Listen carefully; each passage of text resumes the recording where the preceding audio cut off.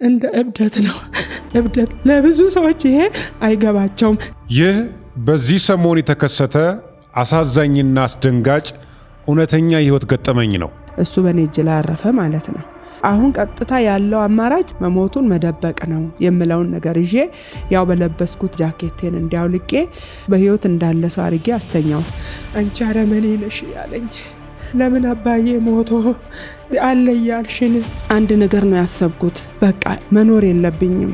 የትዳር አጋራችሁን አጣችሁ ሐዘን ላይ ድንኳን ውስጥ ሆናችሁ ብቸኛ ወንድ ልጃችሁ ድንገት ሞቶ ብታገኙ ምን ታደርጋላችሁ? አባቱ ተቀብሮ በ7ኛ ቀን ሮብ ጠዋት ድንኳኑ ሊነቀል ማክሰኞ ዕለት እዛው ቤት ውስጥ ኮርኒስ እንዲህ አልነበረውም።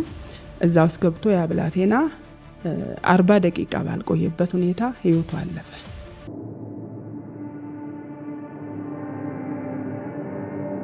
ይሄን ሁሉ ሳደርግ እግዚአብሔር ዝም ብሏል። ዛሬም ወደዋለሁ። በቀብራቸው ቀን እንደዚህ ያልተለመደ ነገር ለማድረግ እንዴት አስቻለሽ? ክርስቲያን ሁለት አፍ አይናገር። እስኪ ጉዷን እናያለን አይደል የምለኝ ምንም ጉድ የለም። ዛሬም እናገራለሁ። የኔ እግዚአብሔር አልሞተብኝም። በቃ ሰው ላይ ተደግፌ ነበረ። ሰው እንደዚህ ይሰበራል። የዛሬው እንግዳችን ዘበናይ ከጉጂ ዞን እስከዚህ በመምጣት ለመገመት የሚከብድ ህይወት ገጠመኛዋን አካፍላናለች። ለዩቲዩብ ቻናላችን አዲስ የሆናችሁ ሰብስክራይብ ማድረጉን አትርሱ። እስከ ፕሮግራማችን ፍጻሜ አብራችሁን ቆዩ። እንኳን ደህና መጣሽ እህታችን። እንኳን ደህና ቆያችሁኝ። ሁሉ ሰላም? እግዚአብሔር ይመስገን።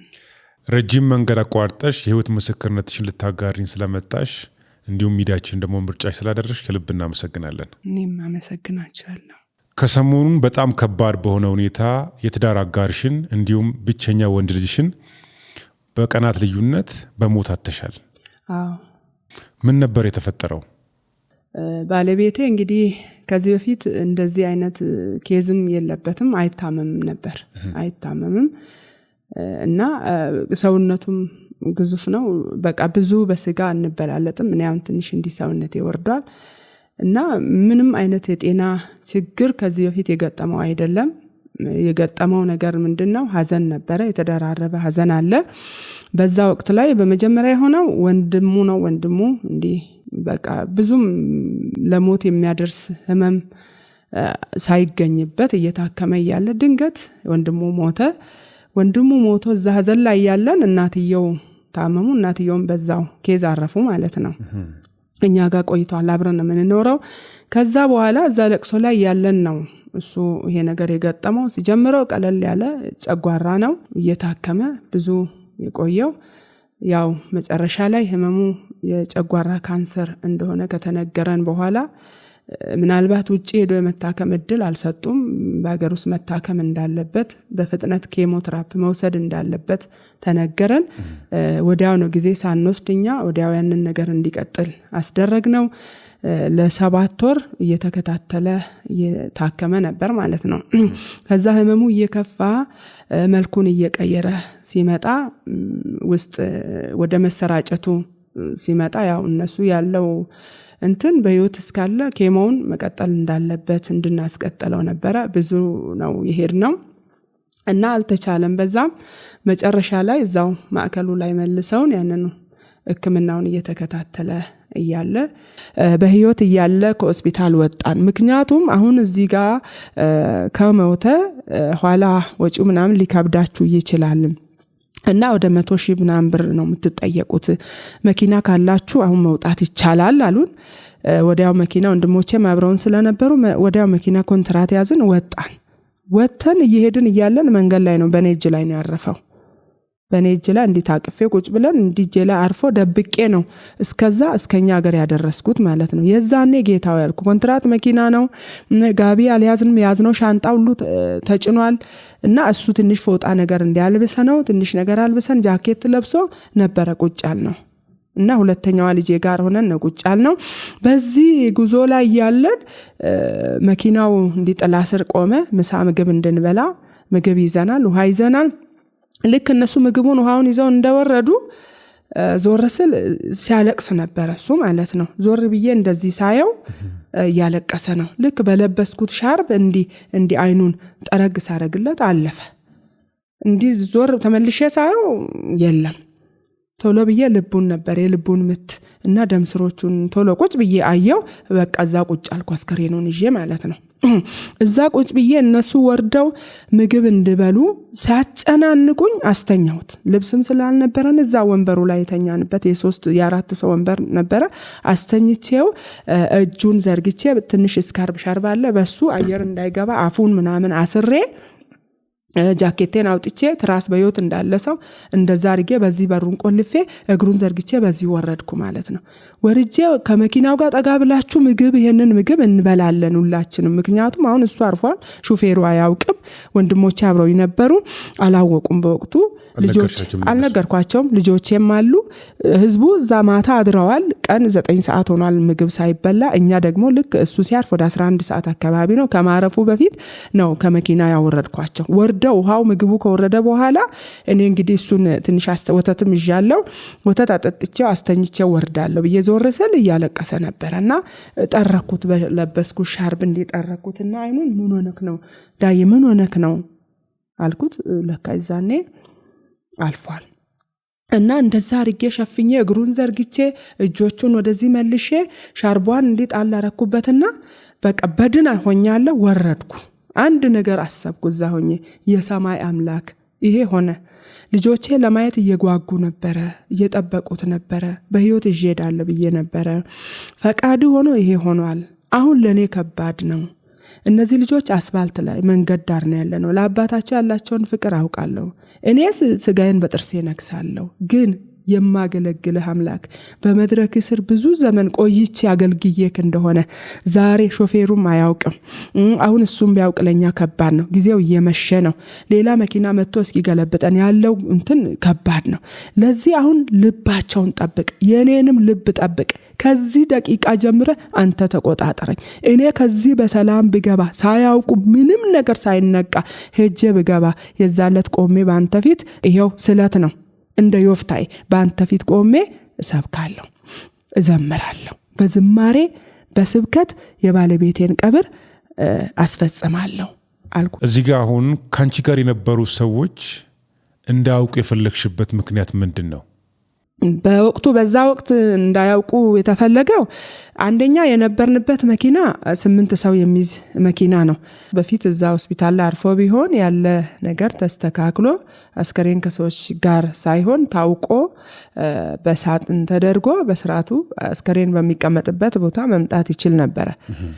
እሱ ግሉኮስ እጁ ላይ አለ። ኖርማል እንደኛ ቁጭ ብሎ ነበር የመጣው። ልጆች አሉ፣ 2 ወንድሞች አሉ። የወንድሜ ምስት አለች። ይሄን ያደረኩት የመጀመሪያው ነገር ስንመጣ ቤት ደግሞ ሞቶ እንደምንገባ አይታወቅም። በህይወት እንዳለና ከሆስፒታል ውጡ እንደተባልን ደክሞት እንደነበረ ተገልጿል። ልጆቼም በዚህ ነው የሚያውቁት። ቢሰሙ አሁን መራበሽ ነው የሚሆነው። አስፋልት ዳር ነው ያለነው፣ በሰው ሀገር ነው ያለነው። ልጆች በዛ ወቅት የትንቁ ልጅ አሁን ራሱን ሁላ ላጠፋ ብዙ ሰዎች ነው ያዙት። ከሰማ በኋላ ቤት ሄደን ካወቀ በኋላ ማለት ነው። ለዚህ ቀጥታ እነሱ ማወቅ የለባቸው። ማወቅ ያለበት 2 ወንድሞቼ ማወቅ አለባቸው አልኩ። 2 ወንድሞቼን ጠቀስኳቸው ማለት ነው። እና እኔ ነበርኩ። እኔ ቦታውን ቀየርኩኝ። እሱ እዚህ ጋር እንዲቀመጥ ከበሉ ከጠጡ በኋላ እንግባ፣ እኔ ወደ ገቢና ሆናለሁ፣ አንተ እዚህ ጋር ሁን። ስላቃተው እሱ ይተኛ፣ ጎን ላይ ተኛ፣ እናንተ ሁኑ ብለን ይሄን ጥበብ ነው የተጠቀምነው። እንደ ሰው እንዳይራበሽ እዚህም ያለው ቤት ያሉትም አስከሬን ይዘን እየመጣን ነው ስላላልን በህይወት እንዳለ ነው የምናውቀው። በህይወት ይደርሳል ብለን ነው የነበረው ማለት ነው። ሹፌሩም የሞተ ሰው እንዳልጫነ ተቀምጦ እየሄደ ያለ ሰው ነው የጫነው። ተዋውለን የመጣነውም ኮንትራቱም እንደዛ ነው።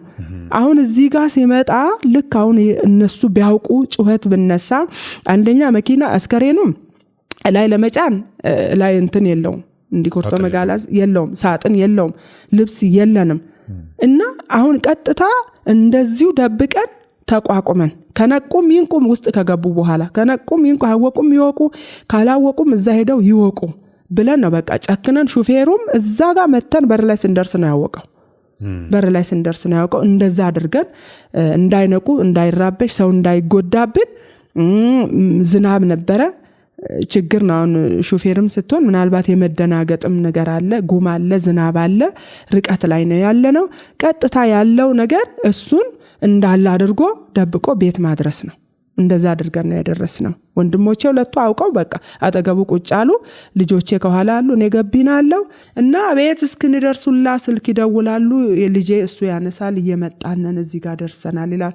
ቤት ደግሞ ስንመጣ በህይወት እንዳለ እንደሞተ አይደለም፣ ተዘጋጅተዋል፣ ስጋ ተሰርቷል፣ ቡና ተፈልቷል፣ ወተት ለሱ ወተት ስለምጠቀም ያን ሁሉ አሟልተው በደስታ ጎዝጉዞ ምን ብለው ደስ ብሏቸው በቃ ልክ መተን በር ላይ ስንደርስ ቤቱ የምንሰራበት ሻይ ቤት ነው። ልጆች እንዲህ ሻይ እየሸጡ ነው እና ከገቢና በስርዓት ወርጄ ልጆች አባዬ እያሉ እየሮጡ ሲመጡ በቃ ያስኳቸው።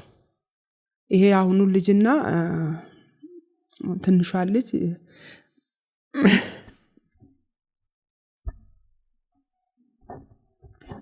ናፍቆት ይገባቸዋል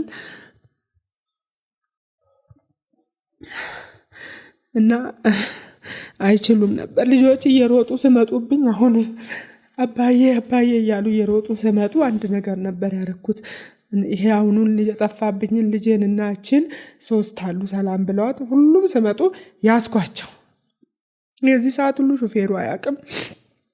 ያስኳቸውና ንግቡ አልኳቸው። ምን አባዬ ሳሉ አባዬ የለም አልኳቸው። በቃ ከዛ በኋላ እኔም ወደኩኝ።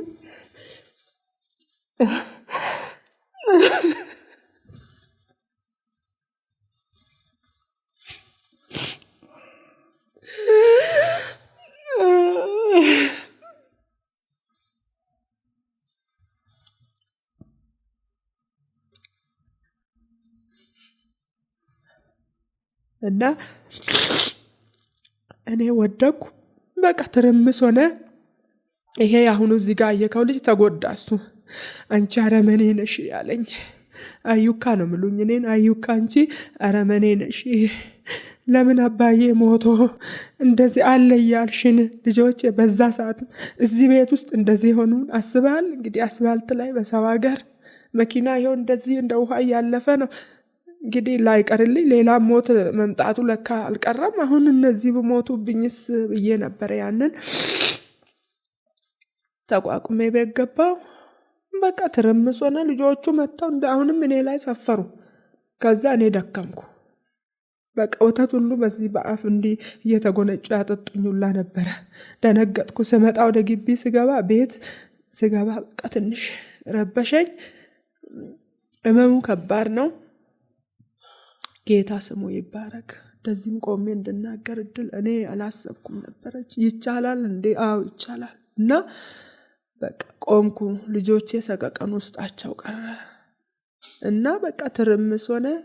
ወዲያው ክፍል ውስጥ አስከሬኑን ባዶ ራቁቱን ስለነበረ እንዲ ስትሬቸር የለም ምን የለው ወንበር ላይ ነው ያለው። ያው እንዲ ስላስተካከል ነው ብቻ እንደዛው ተስተካክሎ ነው ያለው። እንደዚህ በኔው ሻርፕ ውስጥ አስገቡት ማለት ነው። ውስጥ አስገቡት። ከዛ በር ተቆለፈ እና ከዛ በኋላ ከባድ ነገር ሆነ። ህዝብ በጣም ይወደዳል፣ ሰው ያከብራል። ቤታችን የእንግዳ ማረፊያ ነው። ብዙ ንብረት የለንም። ድሃዎችንን ሰርተን ነው የምናድረው። ጌታ ይባረክ። እና የሱ ሞት ለብዙዎች ስብራት ሆነ። 2 ስብራት ነው የሆነው። ለብዙዎች ስብራት ሆነ። ሰው በቃ ጩኸት ሆነ። በቃ ምድር ህዝብ አልቀረም። ህዝብ በዛ ሌሊት በቃ አካባቢው አይታይም። ታሪኩ የሱ እንደዛ ሆነ። ዘመድ አዝማድ ቤተሰብ እየተደወለ ህዝብ መጣ። ከባድ ለቅሶ ነው የሆነው። ከባድ ለቅሶ፣ ከባድ ህመም ነው የሆነው እና እግዚአብሔር ያጽናናል። ያንን ቃል ስለሰማን በ3ኛ ቀን የቀብሩ ስርዓት በሚደረግ ጊዜ ልጆቼን ይዤ ልጆች እንሰብካለን። እግዚአብሔር ይችላል ብለን በአደባባይ ሰዎችን አጽናንተናል፣ ሰዎችን አበርትተናል። በርቱልኝ እናንተ በቃ ዘምረን ነው የምንቀብረው። አስፈላጊ ከሆነ ኳየር ልብሱን እኔ ረሆቦት ኳየር ውስጥ አገለግላለሁ። ልጆቼ ሰላም ገበየው፣ አዲስ ትዝታ ገበየው፣ እነዚህ 2 ልጆች አሜን ኳየር ውስጥ ያገለግላሉ። ይሄ ቃለ አብ ደግሞ የህፃናት ዘርፍ ላይ ማለዳ ህፃናት እሁድ ላይ አስተምራለሁ አገለግላለሁ። እዛ ውስጥ በመሪነት ይሄን ብላቴና ያንን ኳየር ይደግፋል ማለት ነው። ይሄ ኳየር አንድ ላይ ሆኖ ጧፍ ተይዞ በቃ የቀብር ስርዓቱ በጣም ደስ በሚል መንፈሳዊነትን የጠበቀ እንደው በጣም ሰው ታሟል ሰው አዝኗል። ኃይለኛ ጩኸት ነበረ። ተማሪ የነዚህም መዋዕለ ህፃናት የሚማሩ ሃይስኩል የሚማሩት ጁኒየር የሚማሩ ተማሪ በሰልፍ ነው። ህዝቡ በቃ በጣም ወጥቷል። በቃ ተጽናናን። እኔ ከዛ አላለቅስም ነው አልኩት። እኔ አላለቅስም እያለቀስኩ እሱ በጌታ በኢየሱስ ስም አምኖ የዳነ ሰው ነው። እያለቀስኩ ስጋውን አልቀብርም። በቃ ይዘመራል። የዚህ ቀንም እንዘምራለናል። ያው ያለው ነገር ትንሽ አስከሬኑ ከቤት ሲወጣ እኔም ተረበሽኩኝ። በቃ ተስፋ እንደሌለው ሰው የሆነ ተስፋዬም የተቆረጠ መሰለኝ። ልቤም በቃ ዛለ፣ ደከምኩ። ቤተክርስቲያን ሄድን። ፓስተሩ ከሌላ ፓስተር አልችልም አለ። ገበየውን በቃ አልችልም ተቋቅሜ እሱን ላይ መስበክ አልችልም እና አልችልም አለ። ፓስተሩ በጣም ደከመ፣ አቃተው። እውነት በጣም ደከመው። ይወደዳል፣ ቸርች ውስጥ በታማኝነት ያገለግላል። ያው የቀብሩ ስርዓት ላይ ያኛው ፓስተር ሰብኮ ከተነሳ በኋላ እድሉን ስጡን አልናቸው። ወጣን እና ዘመርን። ዮሐንስ ወንጌል ምዕራፍ 1 ቁጥር 1 ላይ ያለውን ምዕራፍ 1 ቁጥር 3 ላይ እሱን ጥቅስ እዚህ ጋር ያያዩት ነበርና በመጀመሪያ ቃል ነበር፣ ቃልም በእግዚአብሔር ዘንድ ነበረ፣ ቃልም እግዚአብሔር ነበረ ይልና ሁሉ በርሱ ሆነ ይላል። ከሆነም አንድስ እንኳን ያለ እርሱ አልሆነም። እዛ ቦታ አጠቀ። ሁሉ የሚሆነው በቃ ቃል መጀመሪያም አለ መጨረሻም አለ። ቃልም እግዚአብሔር ነው። ለዚህ መሰረትም ጀማሪም ፈጻሚም መሰረትም ነው ቃል። ለዚህ ሁሉ በርሱ ሆኗል ብዬ ያንን ተናግሬ ዘመርን ማለት ነው። ዘምረን በደንብ ዘምረን ጌታን አመስግነን ወደ ቤት መጣን። ሰዎች ሁሉ ሳለቅሱኛ አናለቅስም። ልጆቼ በጣም ይቆጣጠሩኝ ነበረ። አይኔን አሁን እንኳን ከዚህ ስወጣ አሁን ያቺ ትታወቃለች። እንደዚህ ነው የምታይኝ ማለት ነው። እንዳታለቅሺ እንዲህ ብዬ እንደሆነ ቀና ያረጉኛል። እንዲህ ዞሬ እንደሆነ ወዲህ መልሱኛል።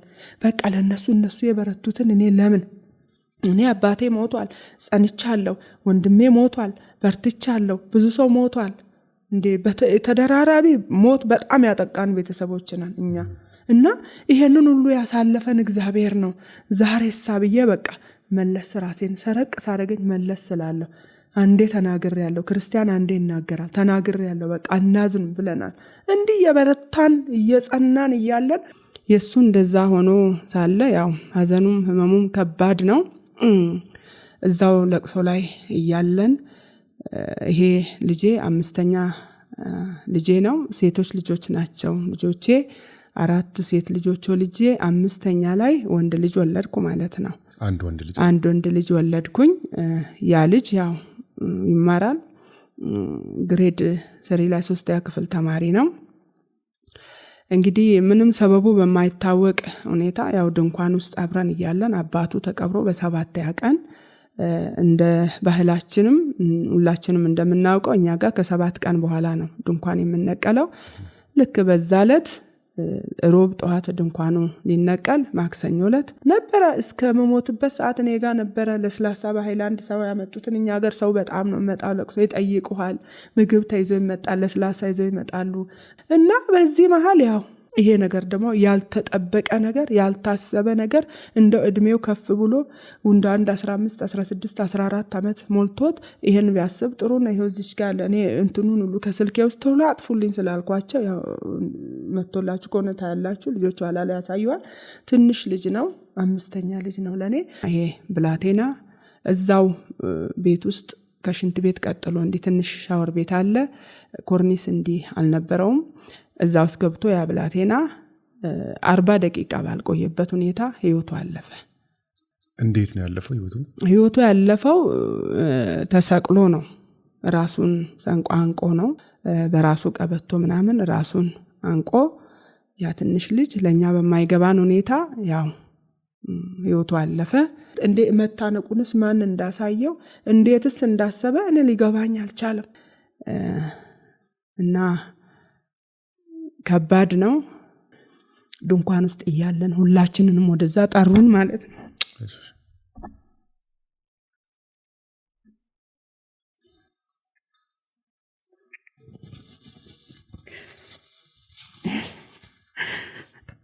ድንኳን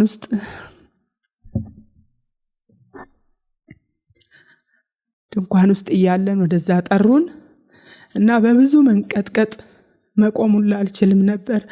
ሆስፒታል ውስጥ ብዙ ቆይቻለሁ ማለት ነው። እንቅልፍ የለንም።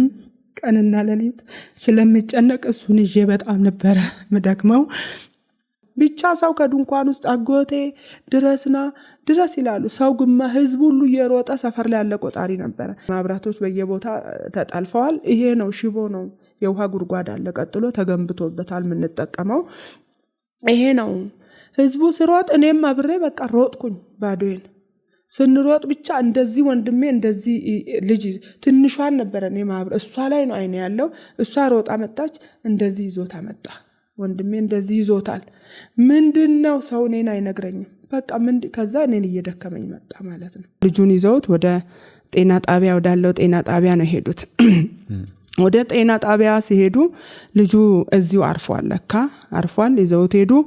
ግሉኮስ ምናምን ሲሞክሩ ልጁ እንደሌለ ካረጋገጡ በኋላ የመጀመሪያው የሰሩት ስራ በፍጥነት መጥተው፣ እኔ በር ተዘጋብኝ፣ ህዝቡ ጠቅላላ ያዘን ገብቶ ያዘን። ልጆቹን ፈልጉ። ያቺ ሶስተኛዋ ልጄ 10ኛ ክፍል ተማሪ ናት። እሷ የለበሰችውን ሁሉ በለዋለ ተርትራ ጸጉሯ እንዲሆነ አብዳ እሷ ጠፍታለች ሲሉ ባካችሁ 3 አታድርጉብኝ፣ ያዙልኝ፣ ይዛቸው አምጡልኝ፣ ወይም ተውኝና እኔ ፈልጌ ላምጣ አልኩ። በቃ የዛኔ ሰው እኔ አይምሮ እንደለቀቀ ተቆጠረ። አሁን ቀጥታ ራሷን ታጠፋለች፣ ትሞታለች። ልጆች ራሳቸውን ያጠፋሉ። እዚህ ጋር የአባት ህመም አለ። ይሄንን አልዳኑም። እንደገና አንድ ወንድማቸው ነው። ይሄ ነገር ሲሆን መልኩን የቀየረ ስለሆነ ሰው ሁሉ እየተያዘ ነበረ እና ልጆቼን እየሮጡ መጥተው ልጆቼን ያዙ። ወደ ቤት ውስጥ አስገቡን። በወቅቱ አንድ ነገር ነው ያሰብኩት። በቃ እኔ አሁን መኖር የለብኝም። እኔ አሁን ይሄ ለኔ ከባድ ነው። እንዴት እድናለሁ? ጌታ ሆይ እኔን የምትፈትንበት እኔን የምታይበት መንገድ ይሄ ነው ወይ? አንተ አድርገ ከሆነ ያንተ ፈቃድ ካለበት ከዚህ ደቂቃ ጀምሮ በቃ ልቤን ጠብቅ። እኔን ካስቀረኝ ይሄ ከባድ አደራ ነው። እሱ ጥሎብኝ ሄደው ትልቅ ነገር ነው። ብዙ ልጆች አሉ ተምረው ያልወጡ ልጆች።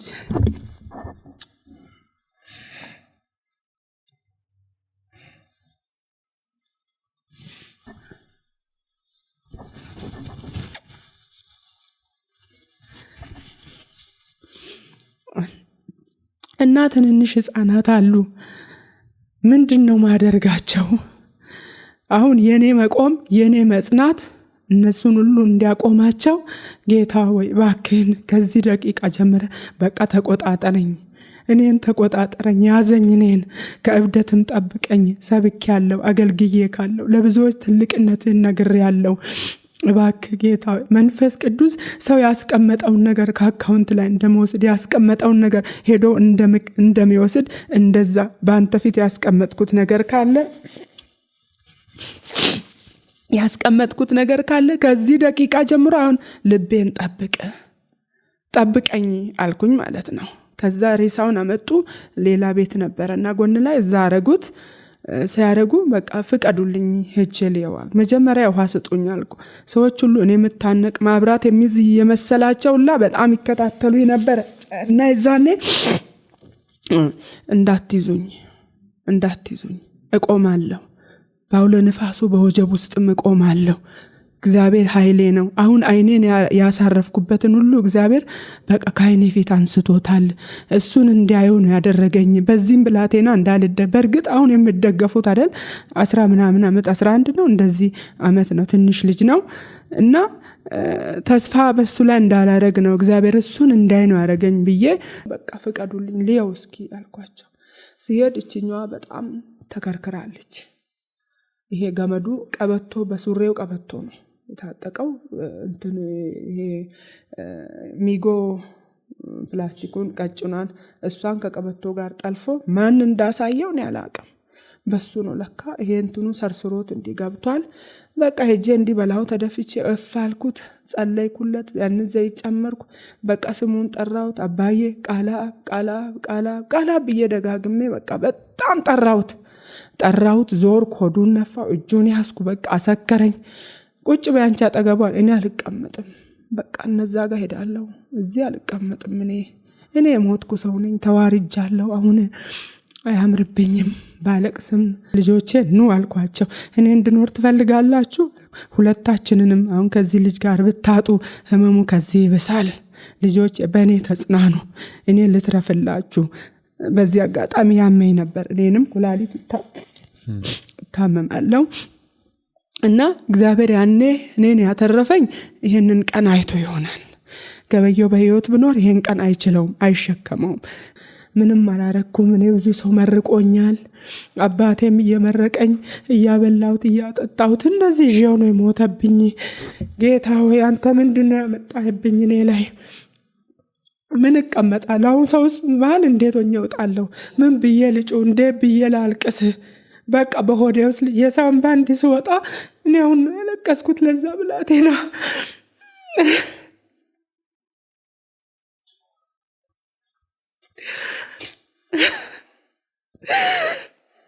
ዛሬም ወደዋለሁ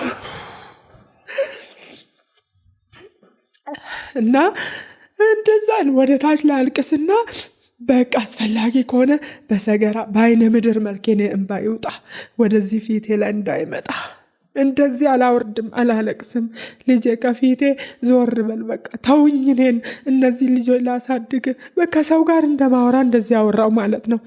ኑ ብዬ ልጆቹን እንዲያቀፍኩ ሰበሰብኳቸውና እንዲያስኳቸው። ፓስተሮች ሁሉ አገልጋዩ ሰው አጠገቤ ያለው ሁሉ ወደቀ እና ሰው መቋቋም ምንድን ነው ይሄ ጉድ? ምንድን ነው? እንዴት እንቁም ጌታ ሆይ? ህዝቡ ሁሉ ጌታ ሆይ ምንድነው ይሄ? ምንድነው ያረክብን ይሉ ነበረ። ልጆቼን እንዲሰብስቤ ነው ያልኳቸው፣ አቀፍኳቸው ማለት ነው። እና ልጆቼን አቀፍኳቸው። እኔ እንዳልሞትባችሁ በቃ ልኖር። እኔ ዝም ብዬ እንዲሁ ምንም ባልጠቅማችሁም ዞራችሁ ብቻ ነው እናንተ የሆናችሁትን ሆናችሁ ስትመጡ ቤት ውስጥ እኔን አገኙኝ። ለእናንተ መኖር ስላለብኝ ልጆቼ አፈልብላ ታልቅሱ አልኳቸው። ምናልባት አሁን እኔ የሆነው ነገር እንደ እብደት ነው። እብደት ለብዙ ሰዎች ይሄ አይገባቸውም። ለዚህ ነው እግዚአብሔር እንዲገባቸው ነው ጌታ ወደዚህ ያመጣኝ ማለት ነው። ችዬ አይደለም። እና ልጆቹን አቀፍኳቸው። አቅፊያቸው ልጆቹን ጠቅላላ በአጠገቤ አርጊያቸው። ጥቁር ልብስም አልለብስም፣ ቀሚሱም በፊት ያለኝ ነው አላደርግም ብያለሁ፣ አልለብስም። ሻሽም ጥቁር አላስርም፣ በቃ ጥቁር ሻርብም አልለብስም። ልጆቼ መጥተው ቁጭ አሉ አብረውን። በቃ በሩን ዝጉ አልኩ፣ ይሄን ያለንበትን በር ዝጉ። በቃ እግዚአብሔር ጨክኖ ከመጣ እኛም የሱ ጨካኞች እንሆናለን። ምናልባት እግዚአብሔር በዚህ መንገድ እንድናልፍ ወዶ ፈቅዶ አምኖብኝ ነው። ማልችል ቦና ያደርገው እኔን ይወስድ ነበረ እግዚአብሔር አልኩ። ልጆቹም መጥተው አቀፉኝ ማለት ነው።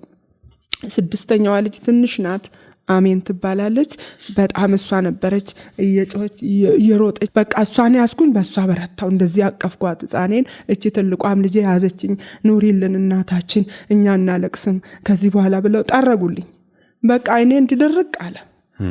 በቃ ቁጭ በሉ አልኳቸውና የመጣውን ሰው ሁሉ መለስኩ። ግን አስከሬኑን ወደዚህ እንዳታመጡ፣ በቃ የኛ አይደለም። ለኔ 5 ልጆች ካሳደግኩ 2 ያሳደግኩት አለ፣ 3 ያሳደግኳቸው ልጆች አሉ። እነዚህ 8 ልጆች በዙሪያዬ አሉ። ገበየው ብቻውን ነው ያለው። በቃ ተውለት፣ ትተንለታል ኑ አልኳቸውና አሁን ሰው እንዳያለቅስ አልኩ። ለምን እየቀየረኝ ስለነበረ፣ እንደ ልብ ድካምም ያደርገኛል። አይምሮዬንም ልቀይር ይፈልገው ነበረ። ለዚህ በቃ አሁን እነዚህን ሰዎች ዝም አድርጉልኝ። የሆነ ሁሉ እንደ እግዚአብሔር ሆነ። እሱ ሳያውቅ ሳይፈቅድ በእኔ ላይ የሆነ ነገር የለም። እኔ ባሪያውን እግዚአብሔር በዚህ መንገድ ላይ አሳልፈኝ ከወደደ ለሱ ክብር ይሁንለት። እኔ ተሰብሬ እኔ እያለቀስኩ እግዚአብሔርን ደስ ይበለው። በቃ መንፈስ ቅዱስ በእኛ ላይ ይክበር። እዚህ ቤት አሁን ያንተን ደመና ነው ፈልገው። እኔ ዝም በሉ አልኳቸው። ዝም አለ ህዝቡ ሁሉ። በቃ የምጸልይ ሰው ካለ አሁን ይጸልይልን፣ ሳናብድ ልባችን ሳይከዳን ሌላ ሞት ሳይሆን በቃ ሁሉ ሰው ምን ይሁን ይጸልይልን። ይጸልይልን። ይሄ ቀላል ነገር አይደለም። ሰው እግዚአብሔር ካላገዘው የምንቆምበት ነገር አይደለም። ንፋስ ላይ እንዳለ ሰው፣ መርከብ ላይ እንዳለ ሰው፣ አውለ ንፋስ ውስጥ እንዳለ ሰው ሆኛለሁ እኔ። በቃ ያገለገልኩት እንደዚህ ተገልብጧል። ለዚህ ጌታ ክብሩን ይውሰድ።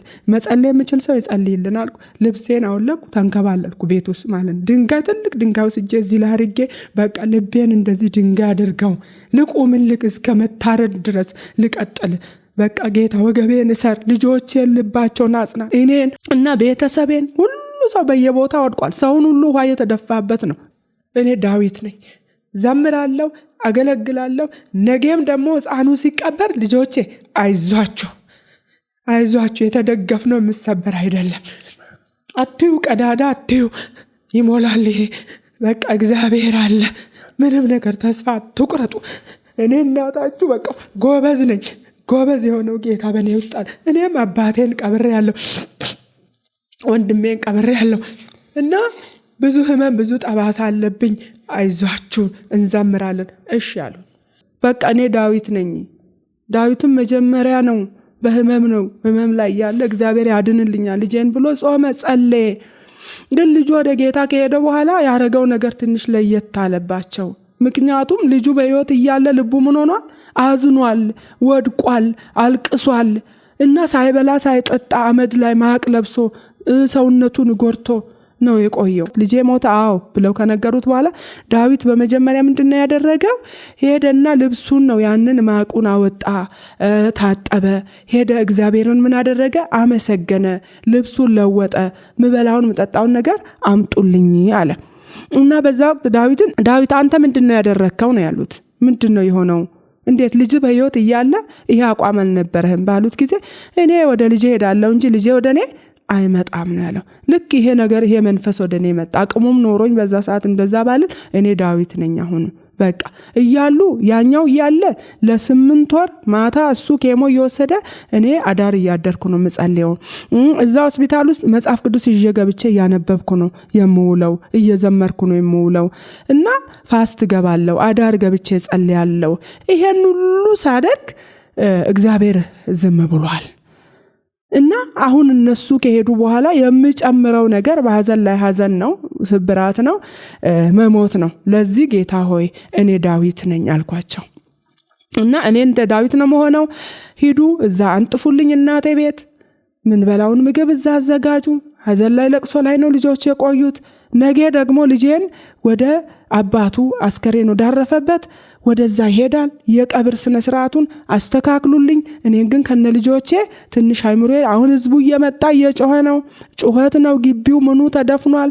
ምንድነው? ሰው ያኛው ከጉርጓድ ላይ ይጠበቃል፣ ያኛው ከማብራት ላይ ይጠበቃል።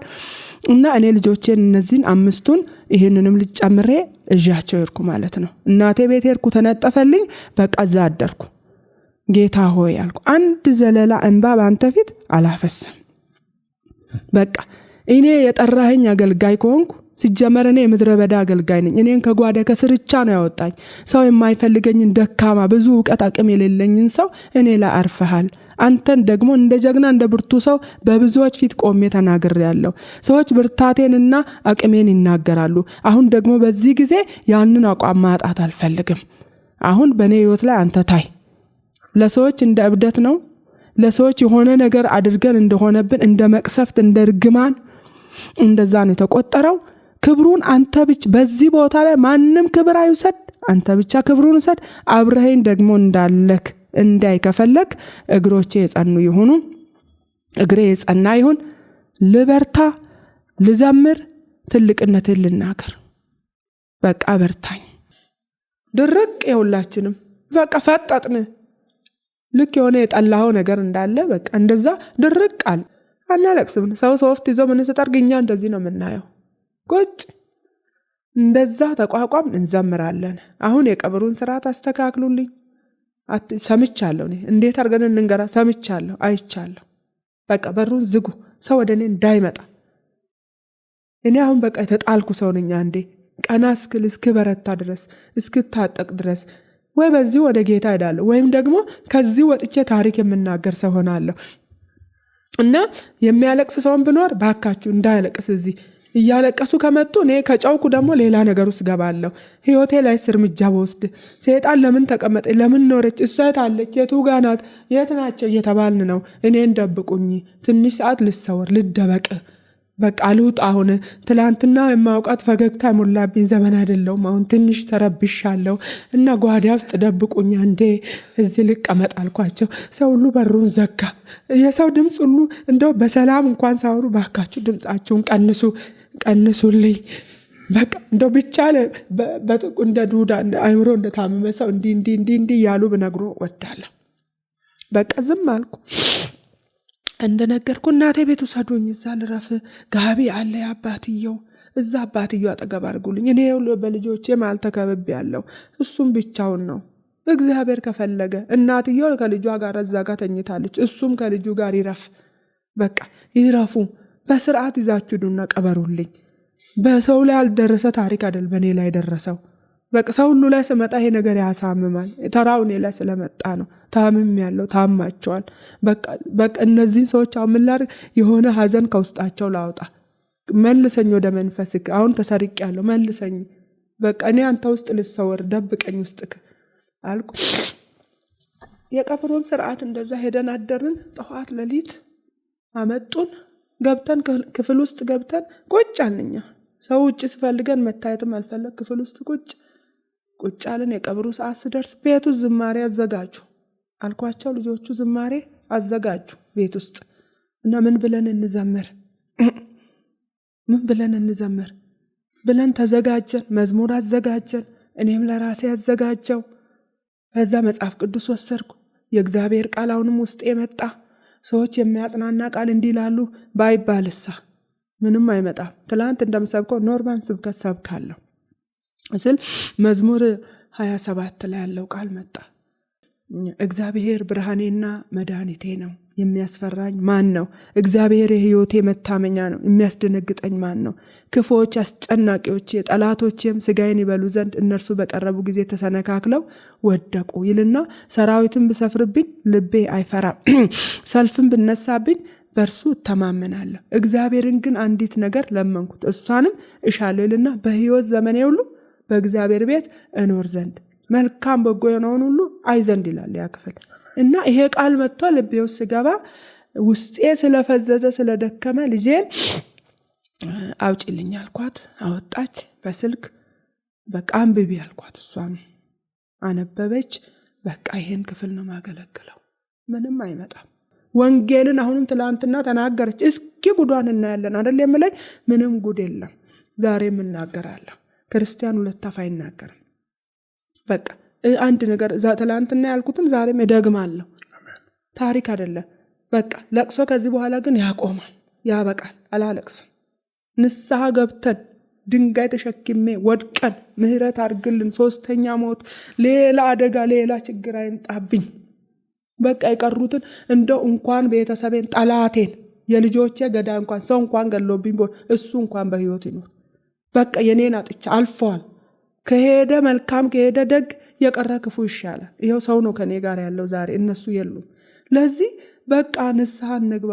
ንስሐ ገብተን አንድ አገልጋይ ማድረግ ያለበትን ነገር ንስሐ ወድቀን መሬት ላይ ተንከባለን በቃ ምህረት አድርግልን በቃ በለን ብለን ንስሐ ገብተን ተቀበረ። እዛ ቦታ ላይ ሄደን ዘመረን እና የዘመርኩት ይሄ ለምን ሆነ አልልም። የአስፋው መለሰን ዝማሬ ነው።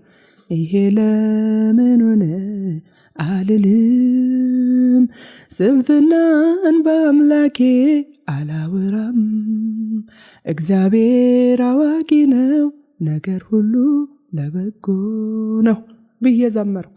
ከልጆቼ ጋር ዘምረን በቃ በርቱ ብለን አጽናንተን ሞት ክርስቶስን የምናይበት መንገድ ነው።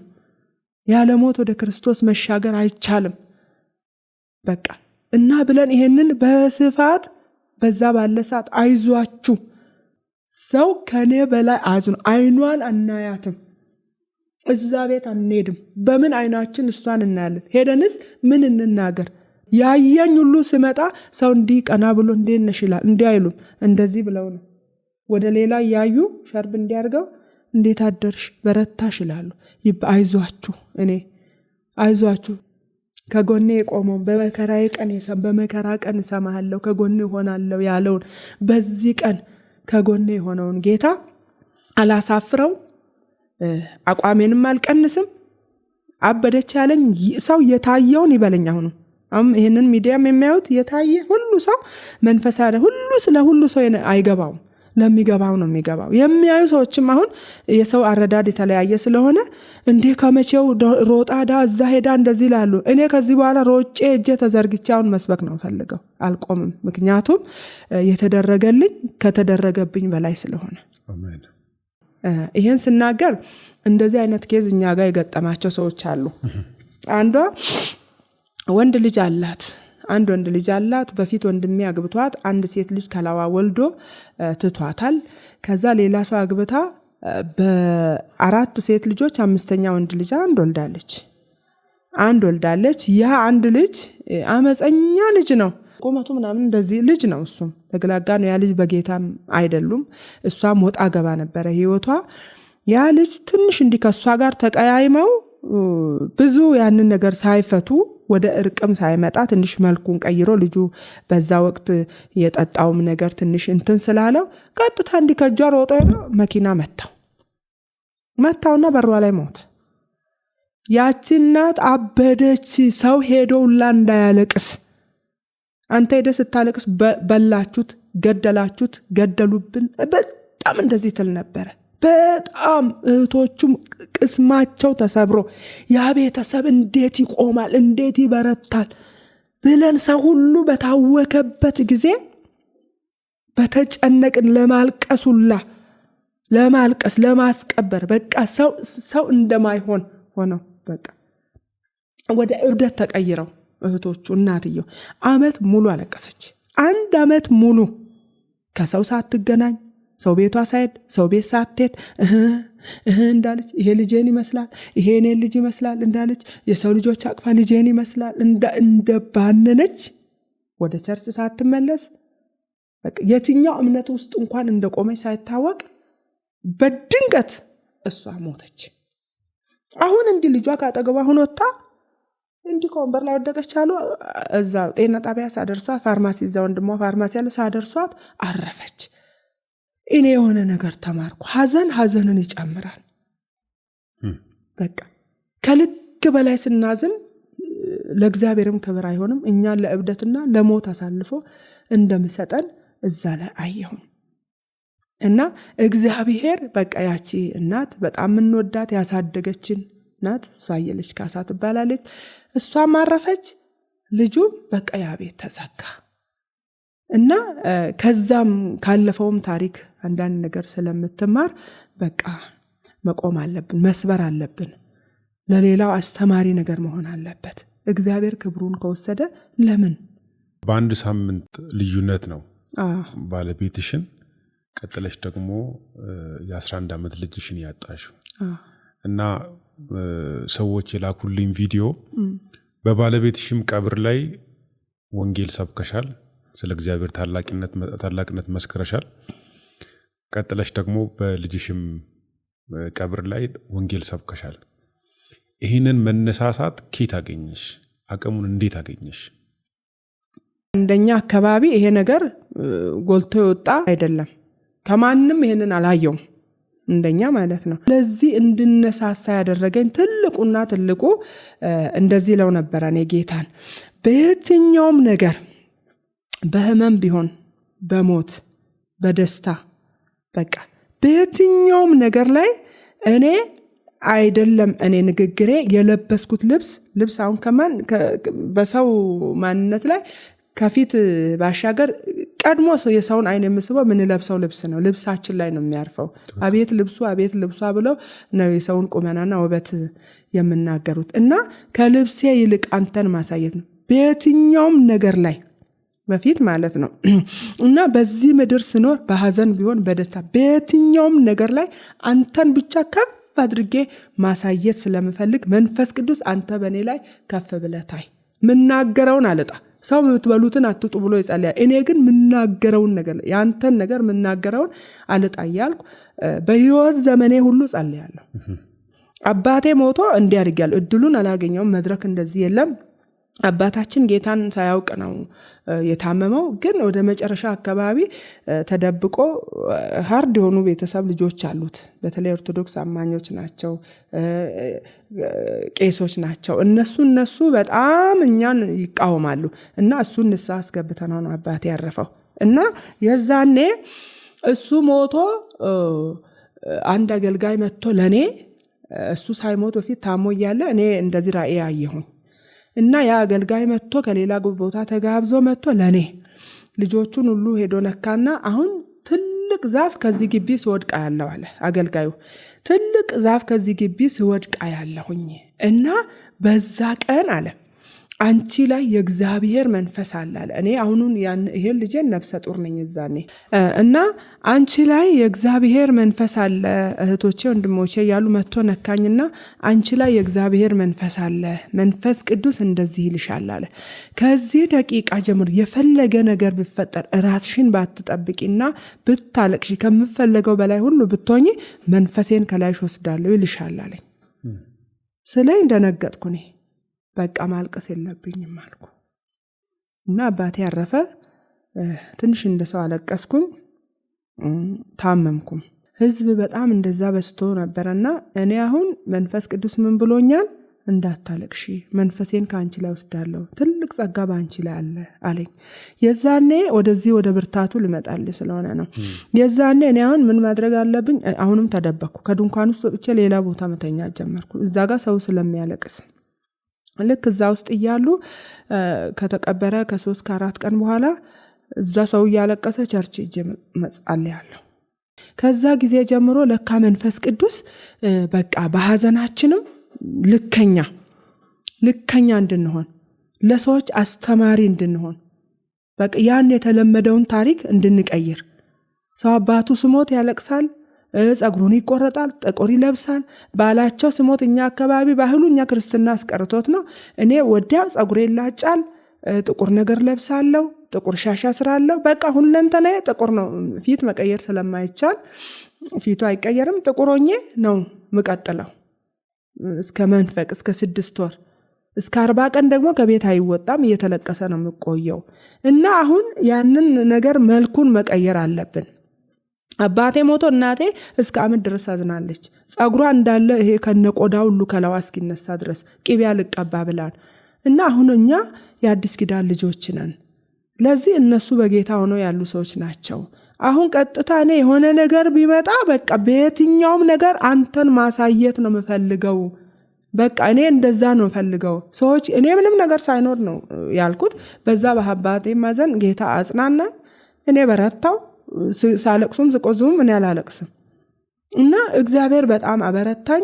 ያ ነገር ነው ለኔ መሰረት የሆነኝ እንድቆም ያደረገ። ሁለተኛው ደግሞ የተሳልኩት ስለት ነው። ከዚህ ጋር እኔ ዮፍታሔ ነው አይደል እንዴ ከጠላቶቹ በደህና ብትመልሰኝ፣ ጠላቶቼን አሳልፈ በእጄ ብትሰጠኝ፣ ከቤቴ ደጅ ላይ ሊገናኘኝ የመጣውን ምንም ይሁን ማንኛውንም እንስሳም ይሁን ሰው ሊገናኘኝ ብቻ እንኳን ደስ አለ ብሎ ለድል እኔ ስመጣ ሊገናኘኝ የመጣውን ሰው ሁሉ ለአንተ መስዋዕት አድርጌ ሰዋለሁ ብሏል ዮፍታሔ። ለዚህ በሆነብን ነገር ሁሉ ላይ በቃ አንዴ እንደ ስለት ነው እኔ አፌ ውስጥ የገባው። አደርጋለሁ እንደው ሰው የማያረገውን ነገር ሰው የማይችለውን ስለ አንድ ወንድም እንደውም ሰው የማይችለውን ነገር ለአንቺ እግዚአብሔር አይሰጥም አለ። እኔ ፈልገው እንደሱ ነው አልኩት። ያልተለመደ ነገር ይሄንን ነው የምፈልገው። አንቺ ጠንካራ ነገር ወንድም አስፋው ይባላል አገረ ማርያም ነው እንደዚህ። አዎ በቃ ክርስትና እስከዚህ ነው። አባቶቼ ዘይት ለመቀቀል ራሳቸውን ከሰጡ ወንጌል መናገር እኛ ምን ያቅተናል? እንደ ጠርብ እንደ ጣውላ በመጋዝ ሲሰነጠቁ ቆሞ እንደዛ አድርገው ነው ወንጌል ያመጡት። ትውልድ ከኛ የሆነ ነገር መማር፣ አሻራችንን መጣል አለብን። ህይወታችን ከስብከት ያለፈ፣ ህይወታችን ከዝማሬ ከልሳን ከመልእክት ያለፈ በቃ ለሰዎች መሰረት የሚቆሙበት ለካ ይቆማል። እንደዚህ ለካ አለ እንዴ ሰዎች እንድሉ በቃ ይሄንን እኔ በሰላሙ ጊዜ መንፈስ ቅዱስ ይሄንን ውስጥ ይሞላል። በዚህ እቃተታለሁ። ስንበረከክ ሁሉ ባለቤቴ ያውቃል። እንደዛ ነው ማለት። ይሄ ነገርም ስመጣ መንፈስ ቅዱስ ራሱ በቃ በዛ ወቅት ጴጥሮስን እኮ የሆነ ጥያቄ ጠይቆት ጴጥሮስ ያንን አንተስ አለው። ስለ ሰው ልጅ ምን ይላሉ? ሌላው ኤልያስ፣ ሌላው ከነቢያት አንዱ፣ ሌላው ማን ይላሉ? እናንተስ አለ ደቀ መዛሙርቶችን ስል ጴጥሮስ ነው። አንተ የሕያው የእግዚአብሔር ልጅ ነህ አለ። ይሄንን ስጋና ደም አልገለጸልህም አለ።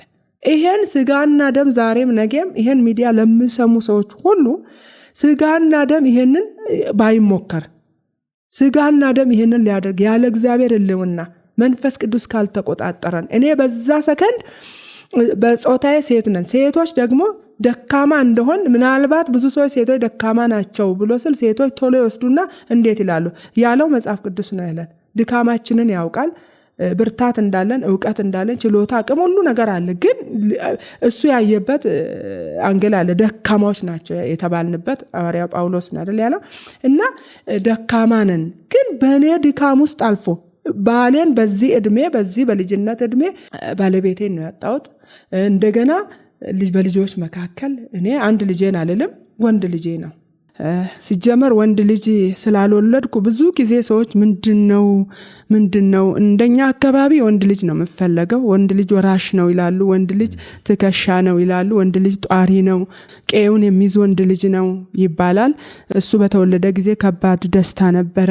በዚህ እንድቆም በቃ መንፈስ ቅዱስና መንፈስ ቅዱስ ብቻ እንዳበረታኝ አፌ ላይ በወቅቱ ሊነግስ ሊታይ ታምቆ ተደብቆ የቆየውን የኔን ሕይወት ለሰዎች ሊያሳይ ጌታ ራሱ አፌ ላይ ምን ሆነ? እንደዚህ በይ እንደዚህ በይ እንደዚህ በይ ብሎኝ መንፈስ ቅዱስ በዚህ መንፈስ እኔን ሞላኝ።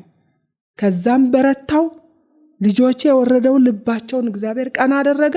ተሰልፈው ከኔ ጋር ቆመው አባታችን ጥሎ ሄደውን ወንጌል እኛ እናስቀጥላለን፣ እንሰብካለን፣ እንዘምራለን ብለው ዘምረው ሰው ጉድ እስኪል የወጣው እያለቀሰ ያለ ሰው ሁሉ እንደዚህ ብርሃን ሕይወታቸው በርቶ ጉድ ነው ተብሎ ወደ ቤት እንዲሄዱ ያደረገው የመጀመሪያው መሰረቱ ይሄ እኔ የምለምነው ልመና ነው። ማንም በይ እንደዚህ አድርጊ እንደዚህ በሉ እንደዚህ ተባብለን አይደለም። ይሄ ነው። ሰው ሁሉ ትወድቃለች፣ ደግፏት፣ ጠብቋት፣ አዝናለች፣ ወርዳለች፣ አትቆምም፣ በቃ ችለው አያስቀብሩ፣ ምግብ ስጧቸው፣ ያዟቸው እየተባልን ያለው ነው።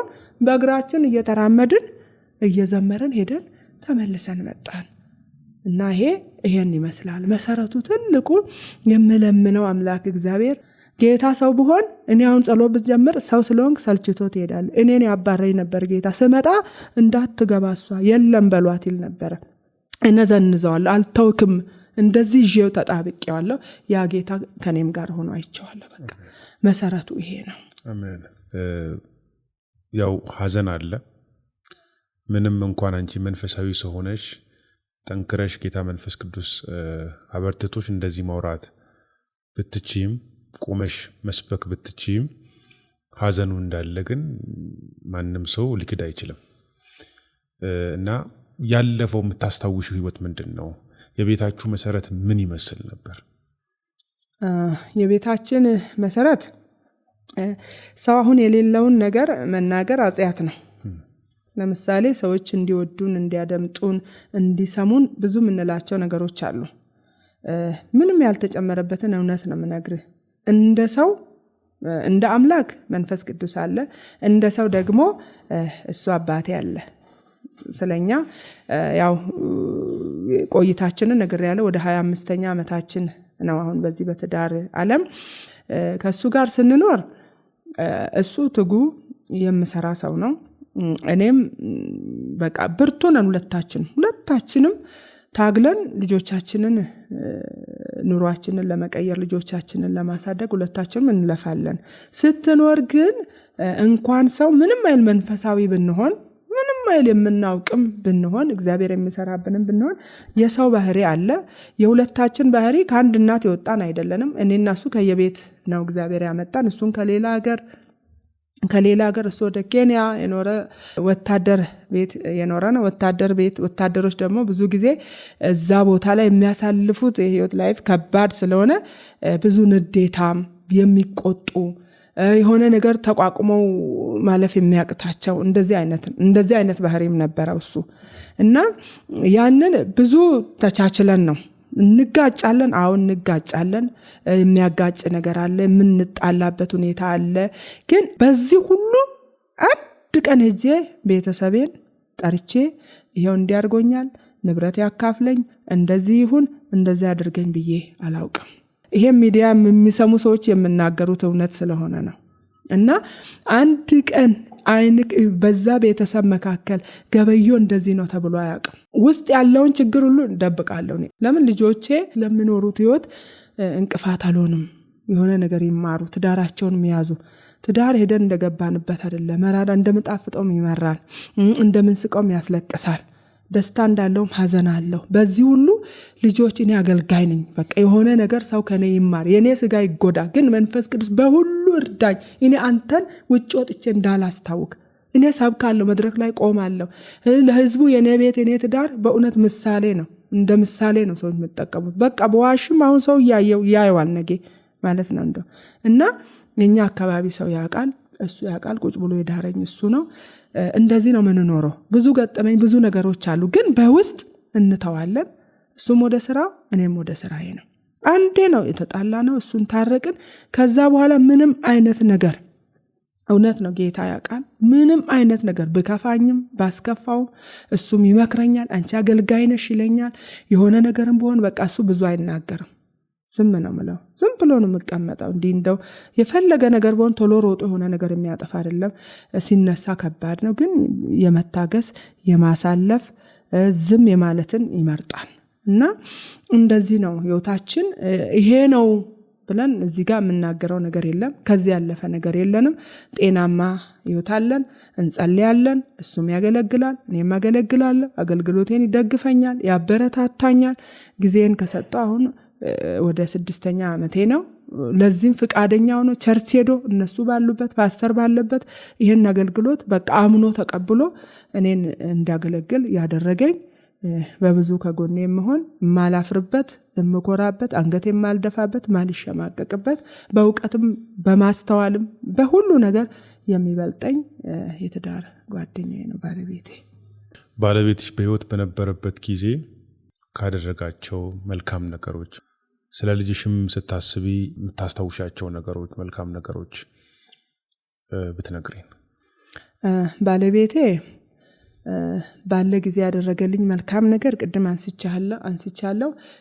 የማረሳው ከሱ ህይወት የተማርኩት ለቤተሰቤ ትልቅ ክብር ያለው፣ ትልቅ ቦታ ያለው፣ በገንዘቡ በጉልበቱ ባለ ነገሩ ሁሉ በቃ ቤተሰቤን ከኔ ይልቅ በቃ ቤተሰቤን የምደግፍ የምጠይቅ፣ በህመማቸው በሐዘናቸው ከጎናቸው የሚቆም። እኔ ከእናቴ ጋር ብዙ ጊዜ አልስማማም። እናቴ ንዴታ ማይለኛ ስለሆነች ብዙ እንድትናገር አልፈልግም። እሱ ግን ብዙ ጊዜ እኔን በቃ ከእናቴ ጋር እንዳልናገር እንዳልነካት፣ እኔም እሱን ምን ጊዜም እናቴ እንዴት ነው የምትችለው ገበዮ ያደረገው ነገር የማረሳው ነገር በህይወት ያደረገ የምለው ነገር ለሷ ያለው ቦታ ለሷ ያለው ክብር እኔን በቃ አስተማረኝ ማለት ነው። ከክፋት አወጣኝ፣ ከንዴት አወጣኝ፣ እናቴን እንዳልጠላት እና በቃ ካዘነው ጋር የሚያዝን ከተጎዳው ጋር የሚጎዳ ጸብ እንኳን በሆን ገብቶ ለሰው የምጣላ እና ገበዮ ይሄ ነው እኔ የምለው ነገር በቃ ገጠመኝም የምለው ነገር ከመልካምነቱ ውጪ ይሄ ነው ያ ነው የምለው ነገር እኔ የለኝ። የቀን ውሏችሁ ምን ይመስላል? እሱም አሁን ብዙ ጊዜ እሱ ስራ ይሄዳል። ስራ ሳይት ላይ ነው የምሰራው። ብዙ ጊዜ ይሄዳል። ያው እኔ ብዙ ጊዜ ያው አብረን እንዲህ ማሳለፍ እንፈልጋለን። ጊዜ ብኖርክ አብረን የምናሳልፍበት ጊዜ ብኖር ስራም እንዳለ ሆኖ በቃ ለኛም ጊዜ ሰጠ። ያው ሲጀመር ብዙ ጊዜ የስራው ጊዜ ይሄዳል፣ ከዛ በኋላ ይመጣል።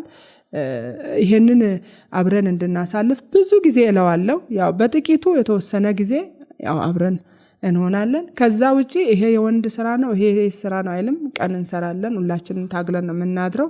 ባለ ጊዜ እኔ እንኳን እኔ የምሰራውን የሴት ስራ ገብቶ በቃ አብሮኝ ኩሽና ድረስ አብሮኝ መጥቶ እንሰራለን። ልብስ ባጥም እንደዚህ ውሃ ቀርቶ በቃ ይተባበረኛል።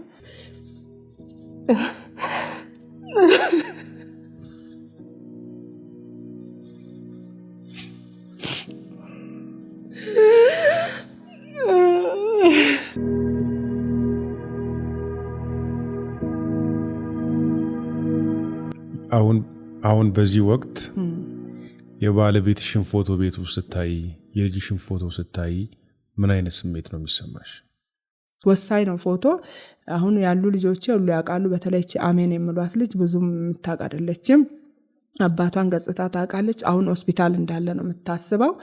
ምናልባት ስንት ዓመቷ ነው? 6ኛ ዓመቷ ነው። አሁን ሰኔ 7 6ኛ ዓመቷን ጨርሳለች እና ለሷ ነው ነበረ።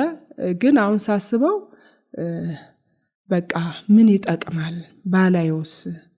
አሁን ባየው ስሜቱ ምንድነው? ምን ይፈጥራል ውስጤ? ትዝታው መቼም ፎቶዎቻቸውንም እንዲህ በአካል አስቀምጠን ባነ እኛ ውስጥ የነሱ ፎቶ አለ፣ የልጄ ፎቶ ነው ውስጥ አለ፣ የባለቤቴ አለ። ምን ጊዜም አረሳቸው። ሀዘኑን ትተዋለህ እንጂ እነሱ አይጠፉም። ሀዘኑን እግዚአብሔር ከቆይታ በኋላ ያስረሳል። ፎቶውን እንደኔ ፎቶ የሁለታቸውንም ባላይ። ህይወት ላንቺ ምንድነው? ክርስትና ለእናንተ ቤተሰብ ምን ይመስላል? ምንድነው ህይወት? የባለቤቴ ብዙ መጽሔቶችን በጣም ማንበብ ይወዳል እና ብዙ መጽሔቶች አሉ እኛ ቤት ውስጥ። ብዙ መጽሔቶችን አጋዥ መጽሐፍቶችን እንዲያነብ ይረዳኛል እሱ ማለት ነው። ከመጽሐፉ ጀርባ ግን ብዙ ምጽፋቸው ነገሮች አሉ። እሱ ሰው የተናገረው እንዴት ይኖራል፣ የተናገረው እንዴት ይተገብራል የምለው እሱን ጀርባው ላይ ምን ይላል? ያነበቡትን የመጨረስ የተዋሱትን የመመለስ ችሎታ ይኑሮት ይላል መጽሔቱ ጀርባው ላይ። ያነበቡትን የመጨረስ ለማወቅ ደግሞ የተዋሱትን የመመለስ ችሎታ ይኑሮት ይላል። ሁሉ ቦታ እንትኑ መጽሐፉን እንዲህ ሲከፍት ጀርባውን ነው የማየው። ይሄ አለ። ሁለተኛ ደግሞ ስብከት ህይወት አይደለም ለካ። እኛ ስብከት ህይወት ይመስለናል። ህይወት ደግሞ ስብከት ትክክለኛ ህይወት ትክክለኛ ስብከት ነው ይላል እሱ። ሰው ህይወቱን ሲሰብክ ነው ወይም ደግሞ የሰበከውን ያንን እውነት ሲኖር እዛ ቅድም ጠቅሻለሁ ማቴዎስ 5:13 ላይ እናንተ የምድር ጨው ናችሁ፣ እናንተ በተራራ ላይ ያለች ከተማ ናችሁ፣ እናንተ የዓለም ብርሃን ናችሁ ይልና ወረድ ሲል መልካሙን ስራችሁን ይላል። መልካም ስራ መልካም ምስክርነትን ይሰጣል። በሰማይ ያለውን አምላካችሁን እንዲያመሰግኑት ብርሃናችሁ በሰው ሁሉ ፊት ይታይ ይላል፣ ይብራ ይላል። ያ ክፍል ጥሩ ሰብከን ጥሩ ላንኖር እንችላለን። ጥሩ ለሰዎች በሚገባ ሁኔታ አስረድተን ነግረን፣ ግን ስብከቱና የኛ ህይወት የተራራቀ ሊሆን ይችላል። ሰዎች የሰበክነውን አድምጠውን እዚህ ጋር ደግሞ በአካል ሲያገኙን ሌላ ልንሆን እንችላለን። ትልቁ ከሱ የተማርኩት ነገር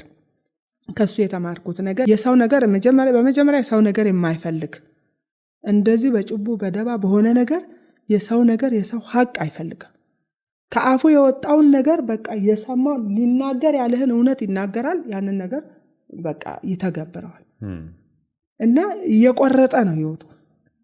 ለዚህ ምንም ከኔ ይልቅ የሱን እንትን አደንቅለታለሁ። እሱ ዛሬ ወደ ጌታ ሄዷል። እንደው በቃ እንደገበየው እንደዚህ ባደረገኝ ጌታ ላለሁ እና ከኛ ህይወት አስተማሪ ይሆናል፣ ሰዎች ይማሩበታል የምለው ትልቁ በመጀመሪያ እግዚአብሔርን የጥበብ ሁሉ የእውቀት ሁሉ መጀመሪያ ምንጩ እግዚአብሔርን መፍራት ነው። እግዚአብሔርን የሚፈሩ ሰዎች ምንም ነገር አይጎድልባቸው። ሞት እንዳለ ሆኖ ሞት ምን ጊዜም ያጎለናል። እኔ አሁን እንዲህ ተናጋሪዋ ሞታለሁ፣ አንተ የምታደምጠኝ አሁን ኢንተርቪው እያደረከኝ ነው፣ አንተ ትሞታለህ። እዚህ ጋር ያለው ሰው ሁሉ በየተራችን እንሄዳለን። ይሄ አይደለም ከሞት ጀርባ ላለው ህይወት ነው። በቃ ከስጋ ሞት በኋላ ምን አለ ለምለው ነው። ሰዎችስ አሁን በእንደዚህ አይነት ነገር ውስጥ ሆና ይሄ ለኔ እሳት ነው፣ ይሄ ለኔ ጦርነት ነው፣ ይሄ ለኔ ስደት ነው፣ ይሄ ለኔ ማቅ የሚያስለብሰኝ ነው። ግን በዚህ ውስጥ እንድቆም ሰዎች በዚህ ውስጥ እንድጸና ዛሬም በአፌ እንድናገረው የኢዮብ ሚስት እኮ አሁንም ፍጹምነትን ይዘሃል አለችው። አሁንም ፍጹምነትን ነው እንደዚህም ሆነክ ነው ያለችው። በወቅቱ ኢዮብ ላይ ደረሰው ነገር አሁን ብዙ ሰዎች እንደ ኢዮብ ሚስት ሰነፍ አትሆኑ ይላሉ። የኢዮብ ሚስት እኮ ልክ ናት፣ ስንፍና አይደለም እንዴ። ሰው እየሞተበት ንብረቱ እየጠፋ ያለ ነገር ሁሉ ቀን ከቀን እየተበላሸ መቆም ማለት ለኢዮብ የተገለጠው ኢዮብ ውስጥ የነበረው ያ መንፈስ እሷ ውስጥ በዛ ወቅት ሊረዳት አልቻለም። እሷ የሆነው ነገር ላይ ነው ትኩረቷ። ኢዮብ ግን ያደረገው ልክ ነው እያለ ነው። ልክ እውቅና እየሰጠ ነው። በቃ ታመነለት ለእግዚአብሔር። አንዳንድ ጊዜ ሰዎች እንሰብካለን። ስለ ኢዮብ ታሪክ ሰብከናል ብያለሁ። ስብከት ህይወት አይደለም። ህይወት ግን ስብከት ነው። ሰዎች ከህይወታችን ነው የሚማሩት። የምንኖረው አኗኗር ሰዎችን ይለውጣቸዋል። እዚህ ጋር አሁን ስንመጣ እኛ ትልቁ እኔን ለመታየት በቴሌቪዥን መስኮት ለመታየት አይደለም። በዚህ በእኛ መታየት አሁን እንኳን በምንነጋገረው ንግግር ስንት ሰው ወድቋል። ሀዘን ያደቀቀው ማለፍ ያልቻለ በርታ የምለው የሚያግዘው እንዲህ እኔ አሁን ብዙ ሰዎች እያበረታቱኝ ነበር። አይዞሽ እያሉ ጎበዝነሽ በርቺ ይላሉ። ያኛው ደግሞ አብዳለች እያለኝ ነው። አበደች አሁን ጤነኛ አትሆንም ሰው ሲሄድ እያሉኝ ነበር።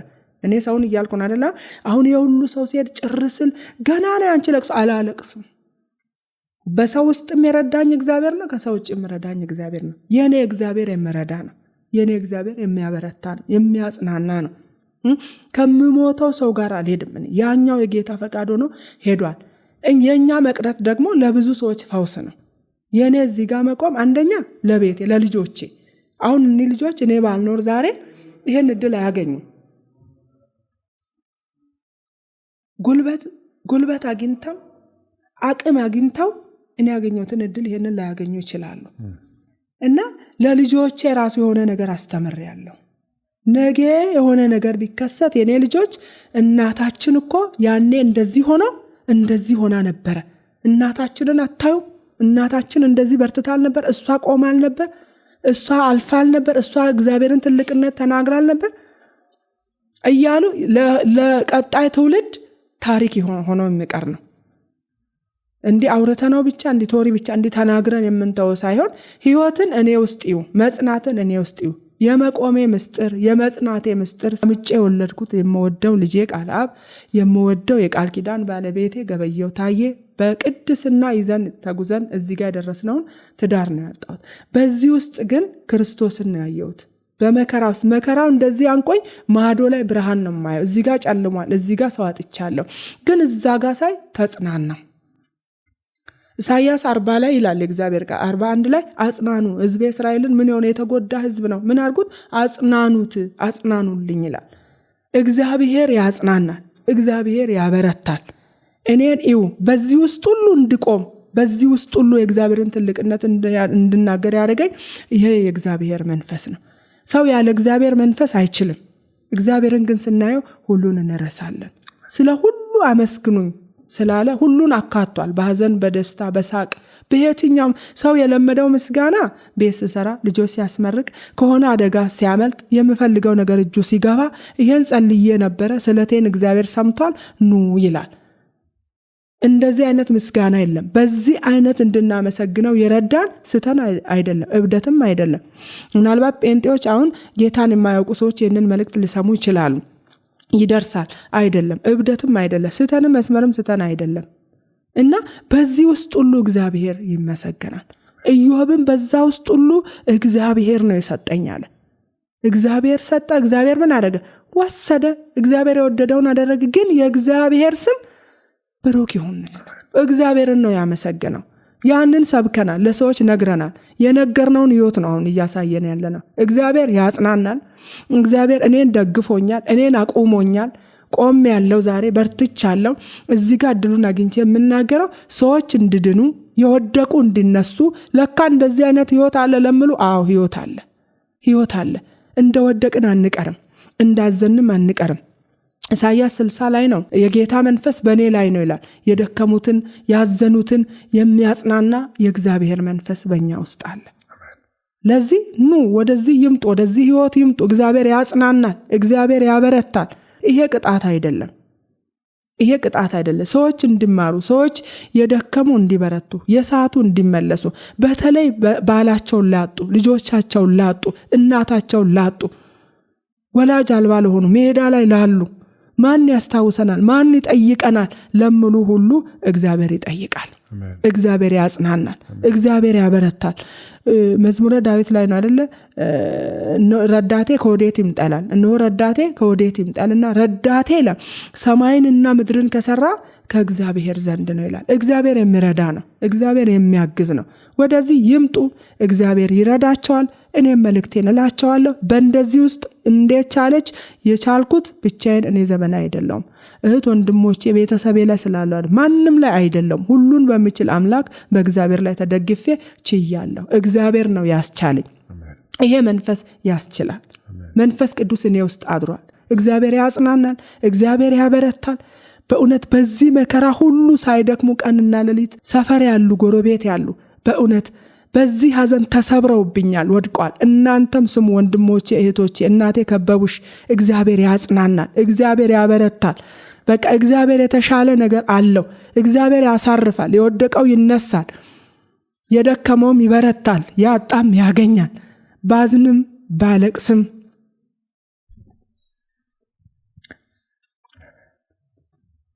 እንዴት ብትሉኝም ይቻላል። እግዚአብሔር አለ፣ እግዚአብሔር አለ እና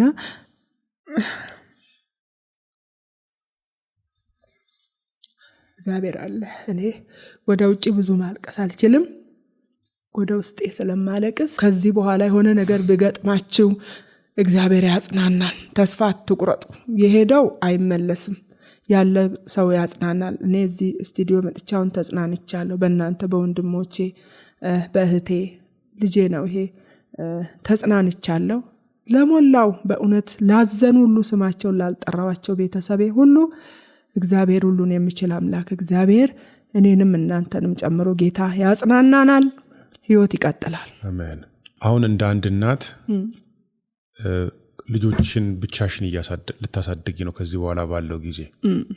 ከዚህ በፊት ባለቤትሽ ሰርቶ ያመጣል፣ በሚያመጣው ገቢ ያግዝሻል፣ እንደ አባትም ከጎንሽ አለ፣ እንደ ባል ከጎንሽ አለ፣ ለልጆችሽ ደግሞ እንደ አባት ይደግፋቸዋል። አሁን ከዚህ በኋላ ያለውን ጊዜ ልጆች እንግዲህ ተምረው የደረሱ ስራ የያዙ ልጆች የሉሽም፣ ገና ናቸው። እነዚህን ልጆች በምንድን ነው ከዚህ በኋላ የምታስተዳድሪያቸው?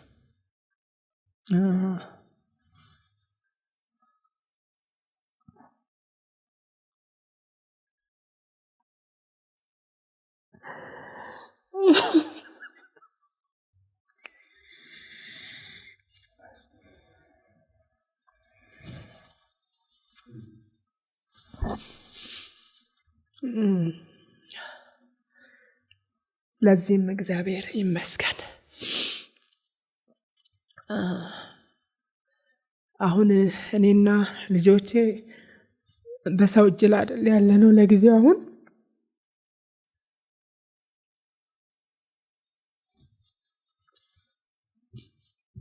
እና እንዳልኩ እሱ ይሰራል፣ እኔም ሻይ ቤት አለኝ።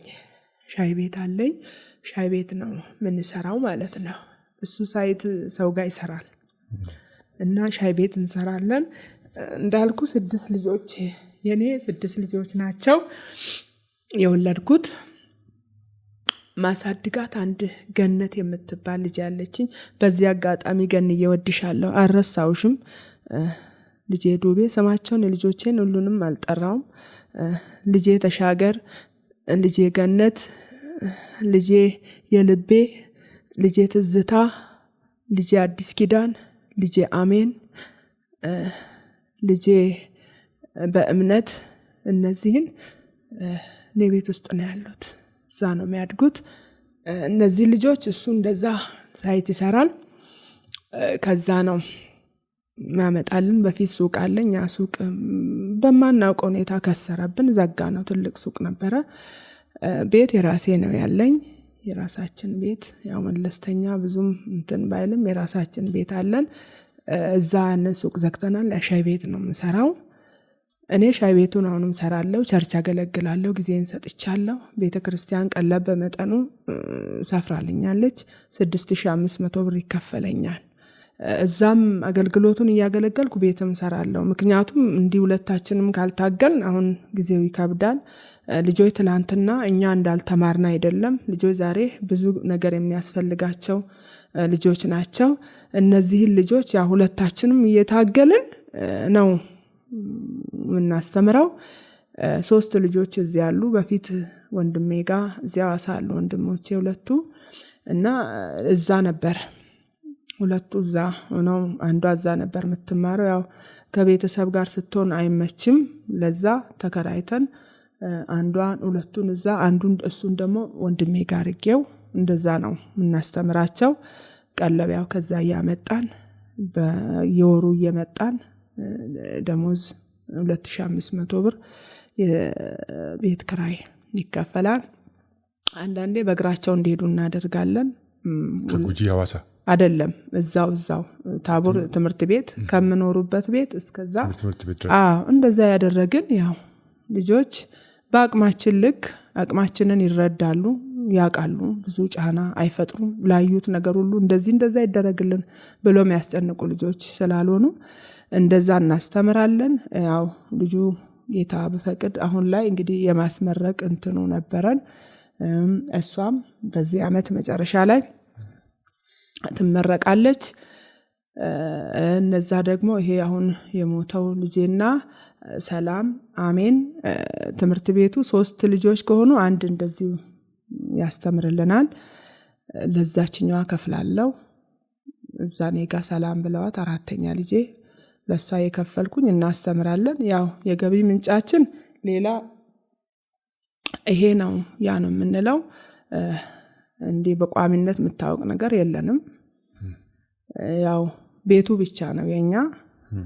እሱ ደግሞ ከተያዘ ጊዜ ጀምሮ ቤት ያለንን ገንዘብ ኬሞ ያው ታውቃለህ ኬሞ ወስዱ ሰዎች በጣም ብዙ ብር ነው፣ ብሩ አይ ነው ከብድ ነው ያለ ገንዘባችንን ሁሉ ተጠቅመን እሱን አሳክመናል። እርዳታ ሰዎች ሁሉ ከቸርች ከቤተሰብ በጣም እየተረዳን ነው እስከዚህ ያመጣ ነው ማለት ነው። ምን ያክል ጊዜ ነበር ያስተመምሽው? 8 ወር። 8 ወር ሙሉ መስከረም 2 መጣ ታየ። እንደታየ በቃ ኢንዶስኮፒ በማሽን ታየ።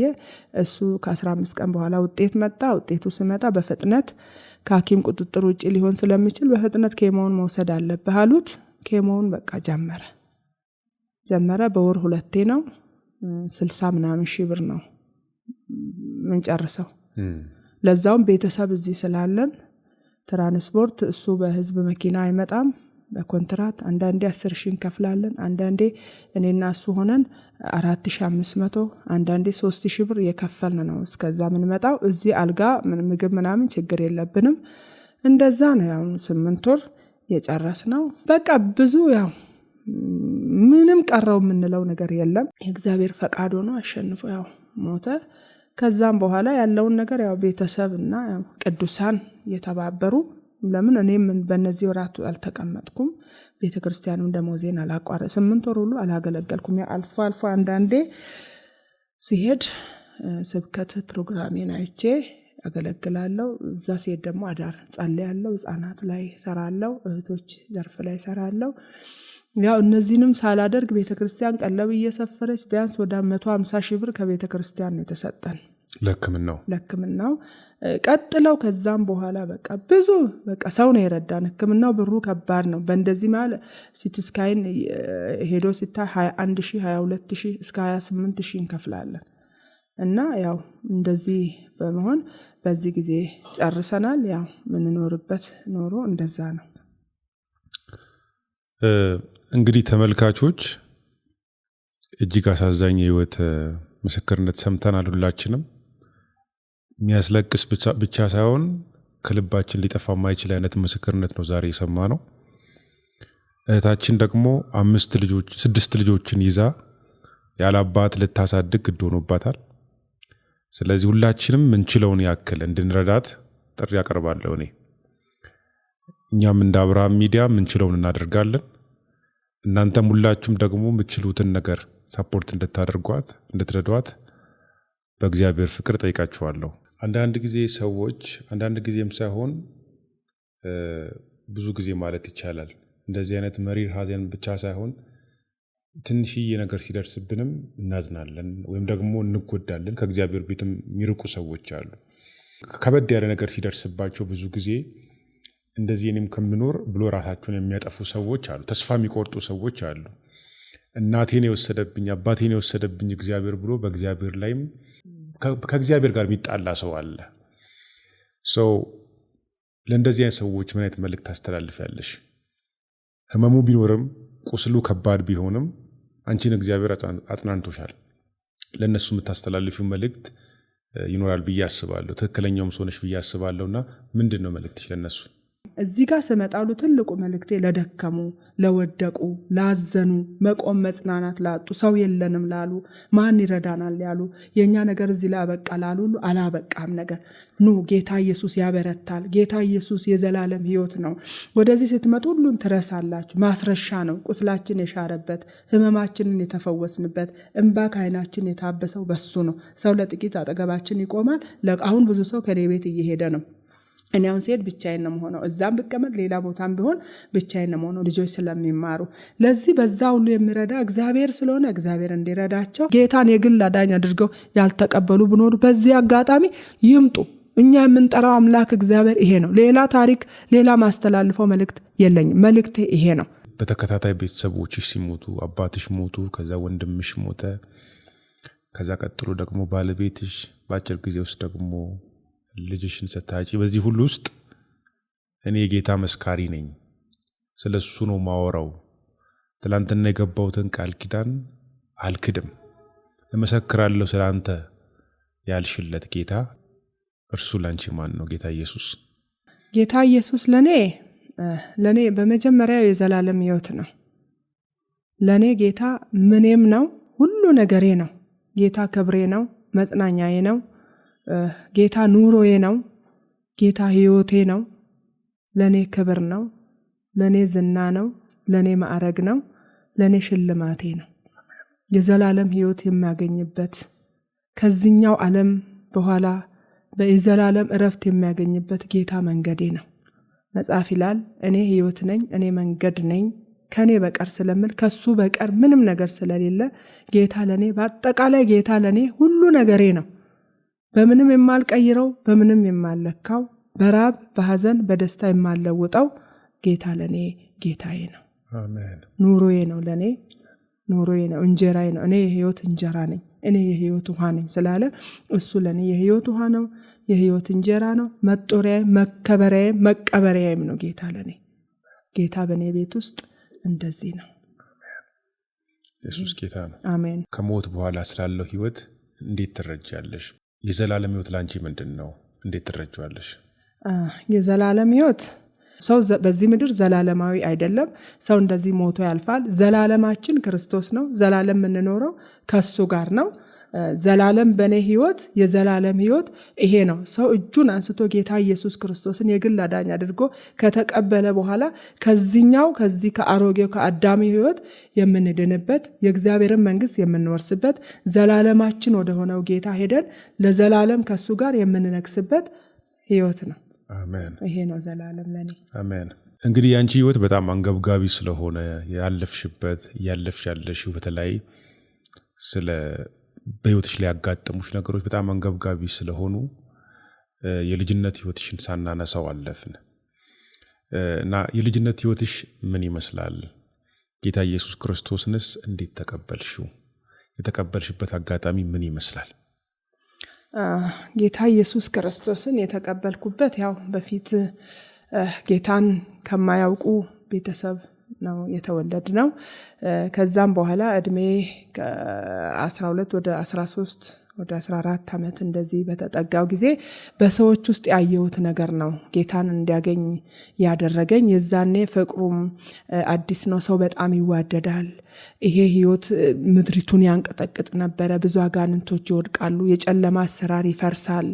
ሰዎች ትላንትና መጠጥ የሚጠጡ ትላንትና በተለያየ ሱስ ውስጥ በሲጋራ ቁሩ ውስጥ ጫት ገራባ ውስጥ የነበሩ ሰዎች ከዛ ውስጥ ወጥተው አምሮባቸው በሱስ የምታወቁ በጸብ የምታወቁ ሰዎች እነዚህ ተቀይረው ሳይ ብዙ መጽሐፉን ባይገባኝ አንብቤውን ባላውቅ እና የነሱን ህይወት አይቼ ነው የቀናውት። እሱ አባታችን ይጠጣል፣ ወንድሞቼ ሰካራም የሚጠጡ ጸበኛ ዱለኛ ናቸው። እነዚህን ሰዎች በቃ አንዳንድ ከኛ ቀድሞ ያመኑ ሰዎችን ሳይ እኔ ውስጤ በቃ ያንን ነገር ፈለገው ማለት ነው። እዛ ቤተሰብ በማያውቅበት እነሱ ጋር ሄጄ እነሱ ያሉበት ሄጄ ተደብቄ ጌታን አገኘው። እንደዛው ደብቀው እያስተማሩን በቃ አሳደጉን ማለት ነው። እንደዛ ሆኜ አደኩኝ። ወደዚህ ስመጣ ህይወቴን የማልደብቀው እኔ አልተማርኩም። ከአንደኛ ወደ ሁለተኛ ክፍል ምናምን እንደዚህ አስገቡን። ገጠርም ስለሆነ ብዙም እንደዚህ የገፉ በትምህርትም የገፉ ስላልሆኑ እናት አባቶቻችን ከዚህ የተነሳ እኛ ብዙ ትኩረትም አንሰጥም። ትንሽ የጤና ችግርም የዛኔ አለብኝ። እኔ ከእህቶቼ ማለት አሁን ቤተሰቤ እህቶቼ ወንድሞቼ ተምረዋል። ግን እኔ ከዛ ጊዜ ጀምሮ በቃ ትምህርት የምለውንም ነገር ተውኩኝ። ሰውም ትኩረቱን ስለማይስብ በትኩረትም እነሱም ይሄ ነገር አቅም ያለው አይመስላቸውም። ሴት ተምራ ምን ልታረግ ነው የሚባል ነገር ስላለ እንደዛ ገፋን። ከዛ ይሄ ልክ ጌታን ከተቀበልኩበት ጊዜ ጀምሮ የኔ ህይወት እየተቀየረ ምን እንደቀየረኝም አላቅም እየተቀየረ ህይወቴ እየተቀየረ እየተማረከ ውስጤ በደስታ እየተሞላ እየፈለኩት በቃ መጸለይ አልችልም፣ ግን ዝም ብዬ ሰዎች የሚሉትን ነገር እያልኩ እንደዛ ብዙ ፍላጎቱም ውስጤ ስለነበረ እንደዛ ህይወት ቀጠለ። መጨረሻ ላይ ያው ደህንነት ተምሬ ከተጠመኩ በኋላ እንደዛው እየጸለይን እያለን ድንገት መንፈስ ቅዱስ መጣ። መንፈስ ቅዱስ ምን እንደሆነ አላቅም። መንፈስ ቅዱስ ከእህቴ ጋር ነበርኩ። እንዲህ ነበረ እጄን በእሳት እጅ መጥቶ ያዘኝ፣ ነካኝ። ከዛ በኋላ ያው አጋንንት መስሏቸው ብዙ እየተጸለየልኝም ነበረ። በዛ መሃል እግዚአብሔር መልሶ ያ ሁለት እጅ እንደገና መጥቶ ነካኝ። ከዛ በኋላ ያ ኖርማል ትክክል የእግዚአብሔር እጅ ነበረና እግዚአብሔር እኔን ማሳደግ ጀመረ። ሰው በማይረዳኝ ሁኔታ ማሳደግ ጀመረ። አገልጋይ ከዚህ ከሐዋሳ ሞቢል ቁጥር 1 ቸርች ላይ አገልጋይ ተላከ። እንዲህ በመገለጥ የሚያገለግል አገልጋይ ነው። እስኪ ምን እንደሆነ አናቅም፣ ይሄን ነገር ይጸልይላት ተባለ። በብዙም አይታወቅ፣ እኔም አላቀው፣ ምን እንደማናገረኝ አላቅም። ያ አገልጋይ መጥቶ ያው ጸለየ። ከዛ አረጋገጠ። እሷን አሳድጓት አለ። መጽሐፍ ቅዱስ እንደሚያነብ፣ በወንጌል እንደሚያገለግል፣ በመገለጥ እንደሚያገለግል እግዚአብሔር መናገር ጀመረ ማለት ነው። ምልክቶቹ ከዛ ጊዜ ጀመሩ ታዩ። እግዚአብሔር ደግሞ ወደ አይኔን ከፈተ። ማንበብ ጀመርኩ። ማንበብ ጀመርኩ። በቃ ከዛ በኋላ እምቢ አልኳቸው የትምህርት ቤት እና ማንበብ ጀመርኩ። መጽሐፍ ቅዱስ እኔን አስተማሩኝ። በሰርቲፊኬት 1 ዓመት ተምሬ ተመረኩ። እድሉን ጌታ ሰጠኝ። ወደዚህ ወደ ትዳር መጣው። ከዛም በኋላ ቸርች ላይ ያው እግዚአብሔር እድሉን ሰጥቶኝ ከአመራሮች ጋር ጌታን እንዲያገለግል በሽማግሌ ውስጥ ሽምግልና እዛ ውስጥ ተመርጬ 2 ዙር ለ7 ዓመት ጌታን እዛ ውስጥ አገለገልኩ። ምንም ሳትማሪ መጽሐፍ ማንበብ ቻልሽ? አዎ፣ ምንም ሳትማሪ ደግሞ ወደ ሰርቲፊኬት ትምህርት ገባሁ። ቤተክርስቲያን አስገባችኝ። በቃ አሁን ማንም አልተማረችም ብሎ አያምንም። እኔ ሳገለግል ምን ስል ካየ ሰው አንተም አሁን ላታምን ትችላለህ። ያው ስለምሰሙት ነው፣ ስለሚያዩ ነው። ከዛ በኋላ በቃ ሁሉን አገልግሎት ጀመርኩኝ። እኔም ውስጤ እያደገ ከልጅነት መንፈስም እየወጣው በቃ እየበረታው ጭምት እየሆንኩ በትዳርም በሁሉ ነገር መንፈስ ቅዱስ በብርቱ አበርትቶኛል። እኔ ልውጣ ብል እንደ ሰው አኩርፌ አልችልም። እኔ ለአንድ ሰከንድ መቆም አልችልም። ተናድጄ ጌታዊ ምናምን ብዬ አልችልም። እና በጣም እኔን በደሜ በአጥንቴ ውስጥ ገብቷል። ከዛ ጊዜ ጀምሮ ማገልገል ጀመርኩ። ኳየር ውስጥ መሪ ሆኜ አገለግላለሁ። እናቶች ዘርፍ ላይ አገለግላለሁ። ሕፃናት ዘርፍ ላይ ሁሉ ገብነን አገልግሎት ሁሉ ቦታ ላይ ገብቼ ያቃል አባቴ ምንም የማይቻል ነገር የለም። በቃ ይችላል እግዚአብሔር ነው ማለት አምናዋለሁ። እግዚአብሔር ጠርቼው ማፈሬው አላቅም። በድካሜ ያግዘኛል። ስተት አለብኝ። የምቆጣ ሰው ነው መስለው፣ ምናደር ሰው ነው መስለው። እንደዚህ እንዳየከኝ ድምጼም እኔም በቃ ዝቅ ብዬ መሸነፍ የሚባለውን ነገር በህይወቴ ጠላለሁ። በቃ አሸናፊው እግዚአብሔር እኔ ውስጥ አለ። በቃ እሱን ይዤ ነው የምወጣው። የምታገለው እግዚአብሔር ነው። ድል የምሰጥ እግዚአብሔር። ከኔ የምጠበቀው መናገር ነው፣ ማመን ነው።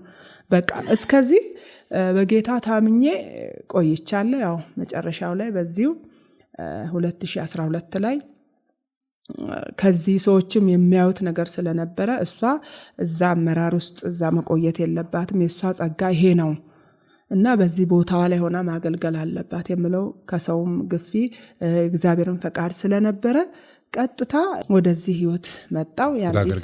ወደ አገልጋይነት መጣው። ክብሬን ጠብቄ ንጽህናዬን ጠብቄ እንግዲህ አንዲት ባል ሚስት ነኝ 6 ልጆች ወልጃለሁ እነዚህንም ልጆች ይዤ ወደዚህ አገልግሎት በቃ ጌታን አምኜው ነው ሌላ ምንም ነገር ኖሮን አይደለም ጊዜህንም ስትሰጥ ራብ አለ ስደት አለ ብዙ ነገር አለ በዚህ ውስጥ ሁሉ እግዚአብሔር እኔን ከፈለገ ደካማዋን እኔን ከስርቻ ስንት የተማረ ስንት ምሁር ስንት ሰው የሚጠበቅ እያለ እዛ ቦታ መጥቶ እኔን ከፈለገኝ በኔ ለመታየት ከፈለገ ይኸው ራሴን ሰጥቻለሁ ራብም ስደትም ምንም መርጬ ነው በቃ መርጬ ለዚህ አገልግሎት ራሴን ሰጣሁኝ ከዛ በኋላ ያው ጌታ እየረዳኝ ቤተክርስቲያን ዲፕሎማዬን እንድማር እንደገና አሁንም በሰርቲፊኬት በስርዓቱ በህጋዊ መንገድ እንድመረቅ ዲፕሎማዬን እንድማር እድሉን ሁሉ አመቻችተውልኝ ያው ካለው ችግር ጫና የተነሳ 2016 ላይ ነው ያቋረጥኩት 2016 ላይ እኔ ታመምኩኝ ኩላሊት ታመምኩኝ ያው ኬዙ ትንሽ ከባድ ነበር ቀድሜው መሞት እኔ ነበርኩኝ እግዚአብሔር መልካም ስለሆነ ደሜ ውጭ ሀገር ተልኳል ሰውነቴ አብጧል ኩላሊቱ ለምን አብጧል ተብያለሁ ዛኔ ኩላሊቱ አብጧል ካበጠ ፌል የማድረግ እድል ላይ ነው ኩላሊትሽ ተብዬ ሆስፒታል ገብቼ የተኛው ቆይቼ መጨረሻ ላይ ደም ውጭ ሀገር ህንድ ሀገር ደሜ ተልኮ ወደ ጳውሎስ እዚህ አዲስ አበባ ነው የተላኩት እኔ ግን እዛ ጳውሎስ አልሄድም ብዬ የተሰጠኝን ሪፈሬን ይዤን የወጣሁት እንደዚህ ጭንቅላቴ ላይ ይችላል ጌታ ብዬ ወጣው እግዚአብሔር መታው ከላይ የትም ቦታ ሳልሄድ ያንን ዳንኩኝ ኖሬ ይሄውና 3ኛ ዓመቴን ይዣለሁ ይሄንን ታሪክ እነዚህን ትልልቅ ነገሮች እንደዚህ ሆኜ አለፍኩኝ እግዚአብሔር ለሁሉ ይመስገን ከእታችን ከዘመናይ ጋር ከቤተክርስቲያን አብሯት የመጣ ሰው አለ እሳቸው ደግሞ አንዳንድ ነገሮችን መጨመር ይፈልጋሉና ያወሩ ስሜ ወንጌላዊ ተስፋዬ እባላለሁ የመጣሁት ከጉጂ ዞን ከአናሶራ ወረዳ ከየርባ ሙዳ ከተማ ህይወት ብርሃን ቤተክርስቲያን ከአገልጋይ ዘበናይ ጋራ እዚህ አብርሃም ሚዲያ መተናል ዘበናይ ማናት ከማን ቤተሰብ ተወለደች ተብሎ ተጠይቋል ዘበናይ ጌታን ከማያቅ ቤተሰብ ነው የተወለደችው በክፉ መንፈስ ውስጥ የተያዙ በጣም ኃይለኛና ተቆጪ ልጆቻቸውን ራሱ ያ መንፈስ በጣም እንደሚያስጨንቅ አውቃለሁ አድባር የሚባል የሚደገስ ድግስ አለ እንደገና ደግሞ የሰማይ ወይንም ስምብራ የሚባል ክፉ መንፈስ የሚሰዋለት አለ ያ እናታችንን ወይንም የሷን እናት ያስጨንቅ ነበር ያንን ቤተሰብ በጣም ይዋጋ ነበር እሳቸውም በዛ ተጽዕኖ ውስጥ ነበሩ በጣም ተናዳጅ ናቸው ተቆጪ ናቸው ያው እዛ ውስጥ ልጆቻቸውን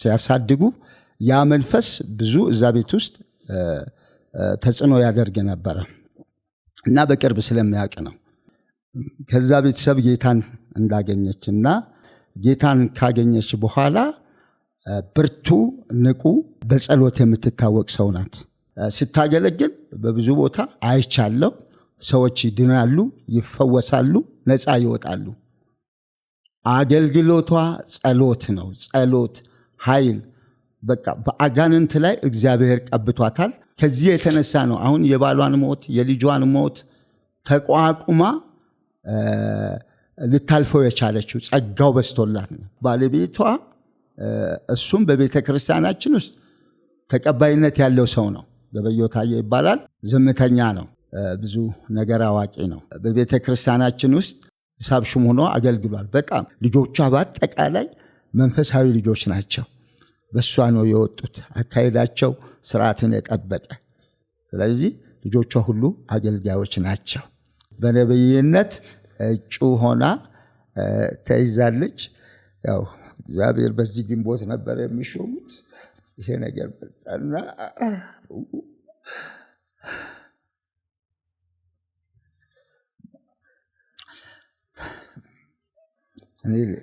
ለማስመሰል የማይለ ውስጤ በጣም የማልችለው ነገር ነው ያሁን ወደ ጌታ የሚሄደው ትንሹ ልጅ ከቸርች ግቢ ውስጥ አይጠፋም ከእግዚአብሔር ቤት አይጠፋም ልጆቹን ሰብስቦ በቃ መድረክ ላይ መዝሙር ያጠናሉ በጣም የሚወደድ ልጅ እኛውን እንዴት እንደምንድን እግዚአብሔር ያውቃል እግዚአብሔር አምላክ ይባርክሽ ዘበናይ እግዚአብሔር የሚያጽናና አምላክ እንደሆነ እግዚአብሔር የሚረዳ አምላክ እንደሆነ እግዚአብሔር ከጎን ቆሞ የሚደግፍ አምላክ እንደሆነ በእውነት ባንቺ ምስክርነት ውስጥ አይተናል። ይህ ምስክርነት ደግሞ ለብዙዎች በረከት እንደሚሆን ብዙዎች እንደሚጽናኑበት ብዙዎች ከቤቱ የጠፉ ወደ ቤቱ እንደሚመለሱ እግዚአብሔርን የማያውቁ ወደሚያጽናናው እግዚአብሔር እንደሚጠጉ እንደሚያርፉበት አምናለሁ እና ያካፈልሽው ምስክርነት ለትውልድ ሁሉ በረከት ይሁን። አሜን። በእኛ ሚዲያም ደግሞ ይህንን የተባረከ ድንቅ የሆነ በብዙ መከራ በብዙ ስደት በብዙ ስቃይ በብዙ ዋጋ መክፈል ውስጥ ያለፍሽበትን ህይወት ስላጋራሽን እናመሰግናለን። ተመልሰን የምንገናኝ ይመስለኛል። ምናልባት እዛው ጉጂ ልንመጣም እንችላለን። ይህንን የሚመለከቱ ሰዎችም ደግሞ ከእንደገና ከእናንተ ጋር ተገናኝተን የቀረውን ያላችሁበትን ሁኔታ እንድናይ የሚፈልጉ ይመስለኛል። ከልብ አመሰግናለሁ። እኔም በጣም አመሰግናለሁ። እንግዲህ እግዚአብሔር ወደዚህ ሲያመጣኝ ወደ ኋላ መለስኩብህ። እንግዲህ ጌታ ነው አንተን ለኔ ያስነሳው። እኔ ፈጽሞ እዚህ ጋር ትመጣለች የሚል ነገር የለኝ። እኔ ውስጥ መገለጡም የለም። በቃ እግዚአብሔር ነው ምናልባት ልክሰኝ ሊያቆመኝ ተንፍሽ አገልጊ ባለሽ ጊዜ ዘመን ጌታ ልመጣ ነው እና መጋደል ካለብኝ እኔ የቀረሁት ስራ እንድሰራ ነው። እኔ የቀረሁት መሞት የሚገባኝ እኔ ነበርኩ። የኔን ሞት በእነሱ ቀይሮ እኔን ያስቀረው እግዚአብሔር አላማን ይላለው። ምንም ከፍልም አደርግልህም ሌላ ነገር የለም። በህይወቴ ግን ለሰዎች ስለምጸልይ እግዚአብሔር ለትውልድ እንድጸልይ ጉልበቴን ስላጠነከረ ጸልይልሃለሁ። እግዚአብሔር ያበዛል ያሰፋሃል። ከዚህ በበለጠ ነገር የምንገናኝ አሁን በሐዘን ነው የመጣሁት። በደስታ ደግሞ እንደገና መጥቼ ያንተ እናንተ እግዚአብሔር ብዬ እዚህ ስቱዲዮ ውስጥ አይደለም ተቀይረ ካንተም ሌላ ቦታ ነህ እንድናገር ጌታ እድሉን ይስጠኝ። እስካሁን እንግዲህ ስላደረጋችሁልን ነገር ለሁላችሁም የሰማይ አምላክ ሁሉን የሚችል አምላክ እግዚአብሔር በከፋችሁ ባዘናችሁ ቀን እውነት ጌታ ይስማችሁ። እኔን የረዳ ጌታ በነገር ሁሉ አሁን በመረዳት በመናገዛት ምንድነው ዛሬም አልተውችም መናገር ዛሬም አትተውም ነው ማለት ሰው ዛሬም አልተውም ነገም አልተውም። ሁሉን የሚችል አምላክ እግዚአብሔር ፊቱን ወደ እናንተ ያንሳ። ስትጠሩት ጌታ ፈጥኖ ይስማችሁ። እኔን ሰምቶኛል ጌታ ይስማችሁ። ተባረኩ። በጣም አርጌ እወዳችኋለሁ። ግን ደቂቃ ካለን አንድ መዝሙር ልዘምር። ከኔ ሆነ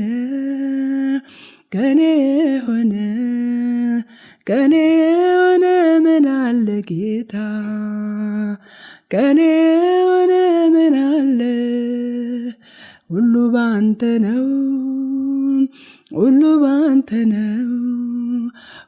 ባንተ ነው ጌታ ኢየሱሴ ሁሉ ባንተ ነው የሆነው ከኔ ሆነ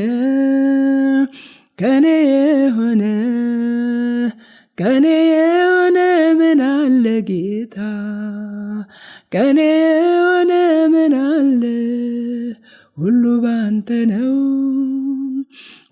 ባንተ ነው ሁሉ ባንተ ነው ጌታ ኢየሱሴ ሁሉ ባንተ ነው የሆነው ጸንቼ መቆሜ ምሕረት በዝቶ ነው መውጣቴ መግባቴ ክንድ ደግፎኝ ነው አንድም ነገር የለም ከኔ ነው የምለው መላውንነቴ ጌታዬ አንተው ነው አምላኬ ሆይ ባንተ ብርታት ባንተ ሐዘኔን ረሳው ያስጨነቀኝ ያጨለማው አልፎ ባንተ ብርሃን አየው አምላኬ ሆይ ባንተ ብርታት ባንተ ሐዘኔን ረሳው ያስጨነቀኝ ያጨለማው አልፎ ባንተ ብርሃን አየው። እግዚአብሔር አምላክ ይባርክሽ። አሜን። በጣም የተባረክሽ ሰው ነሽ። በጣም እግዚአብሔር ይባርክሽ። አሜን። እግዚአብሔር ይባርክሽ። አሜን።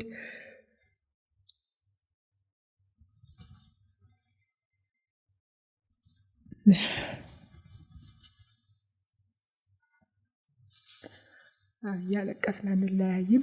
እግዚአብሔር በደስታ እግዚአብሔር በሳቅ ይሄ ተቀይሮ እሷ ናት እንዴ እናንተም እንድትሉ እግዚአብሔር ያብቃን፣ እድል ይስጠን። ከዘመኑ ክፋት እየሆነ ካለው ነገር ሁሉ ጌታ ይሰውረን። መዝሙር 91 ላይ በልዑል መጠጊያ የሚኖር ሁሉን በሚችል በአምላክ ጥላ ውስጥ ያድራል ይላል። እግዚአብሔር ማደሪያ ሆኖን ሁሉን በሚችል አምላክ ውስጥ ጥላ አድረን ከዘመኑ ከቀኑ ክፋት ተሰውረን እኔም እናንተም ኖራችሁ ለምስጋና ልጆቼን ድሬ ልጆቼን አስመርቄ እግዚአብሔር ረዳሻል። እግዚአብሔር ረዳሻል። ጌታ ለምስጋና ያብቃን። አሜን። በአጠቃላይ ይህንን ብዬ ጨርሳለሁ። በጣም ወዳችኋለሁ። በይርባ ዙሪያ ላላችሁ ቅዱሳን፣ ለሕይወት ብርሃን ቸርች፣ ለአሴምብል ቸርች፣ ለአዲስ ኪዳን፣ ለቃለ ሕይወት፣ ለመካነ ኢየሱስ፣ ለአንቻ ቸርች፣ ለእኞራ ቸርች በዓለም ዙሪያ ስለኔ እህታችንን ምነካት ስላላችሁ ወንዶች ልጆች መሪዎቼ፣ ፓስተሮቼ፣ ፓስተር እስራኤል አዱላ፣ እነጌታቸው ሮቤ፣ ስማችሁን ያልጠራዋችሁ ቅዱሳን ወገኖቼ ሁሉ፣ እኔም ማስተምራችሁ ሕፃናት እህቶቼ እነሹሬ ጂሶ፣ እናንተ ሁላችሁም በዓለም ዙሪያ ያላችሁ እድሉን ጌታ ስለሰጠኝ እንድመጣም እንድቆምም እዚህም እንደሆነ የቤተ ክርስቲያን እጅ አስተዋጽኦ ውስጣችሁ እጃችሁ ስላለ ሁሉን የሚችል አምላክ ለዘላለም በሕይወት ዘመናችሁ ሁሉ በፈራችሁ በደነገጣችሁ ቀን ሁሉን የሚችል አምላክ እግዚአብሔር ፊቱን ወደ እናንተ ያንሳ። ለጎረቤት፣ ለከተማው፣ ለቤቴ፣ ለቤተሰቤ በርቀት በቅርበት ላላችሁ ሁሉ መልእክቴን አስተላልፋለሁ። የሰማይ አምላክ እግዚአብሔር እኔን እንዳጽናና በከፋችሁ ባዘናችሁ ባለቀሳችሁ ቀን ሁሉን የሚችል አምላክ እግዚአብሔር ያጽናናችሁ። ውለታችሁን እኔ ከፍዬ አልችልም፣ እኔም ቤተሰቤም ልጆቼም ከፍለን አንችልም። በሕይወት ዘመናችሁ ሁሉ ብድራታችሁን ሁሉን ከሚችል ከእስራኤል አምላክ ከእግዚአብሔር ተቀበሉ። በጣም እንወዳችኋለን። አገለግላችኋለሁ። እግዚአብሔር አበርትቶኛል።